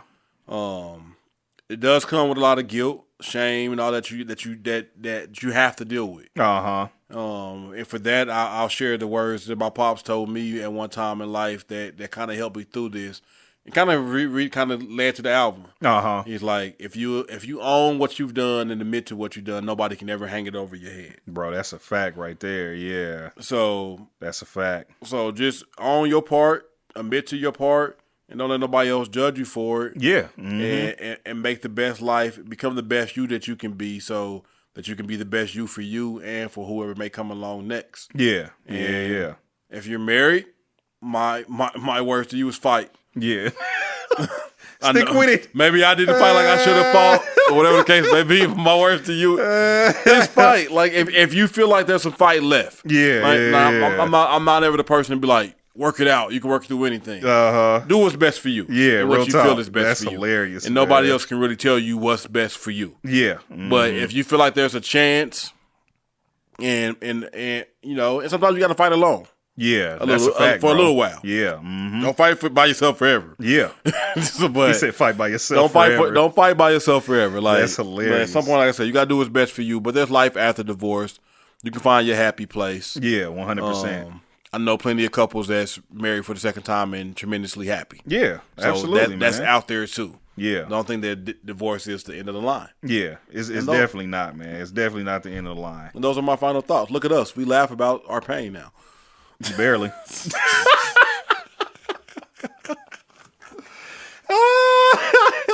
But the homie Los Spector hit us up, told us shout him out, man. He said, tell y'all what's up. He's doing quite well. I expect him to be back next week taking his moderator seat. Yeah, he'll definitely be back, hopefully. Hopefully, you know. So hope y'all enjoyed the podcast today. Yeah. As always, follow us on comment, share, Instagram, Twitter, Facebook, YouTube for the live actual video footage. But appreciate all the comments on there. Like I said, my main thing is what we asking y'all now is share. Yeah, 100%. We get all the comments, we get a lot of likes and comments, but we want y'all to share it with y'all people and tell them what y'all tell us. Tell them like, hey, this is the realest podcast I listen to. They're very open and honest. All that type of stuff, man, to help us build our audience because we just want to reach more people. Yeah, 100%. You know, that's what it is. The best advertisement is word of mouth. and you all have the words in your mouth to help us out.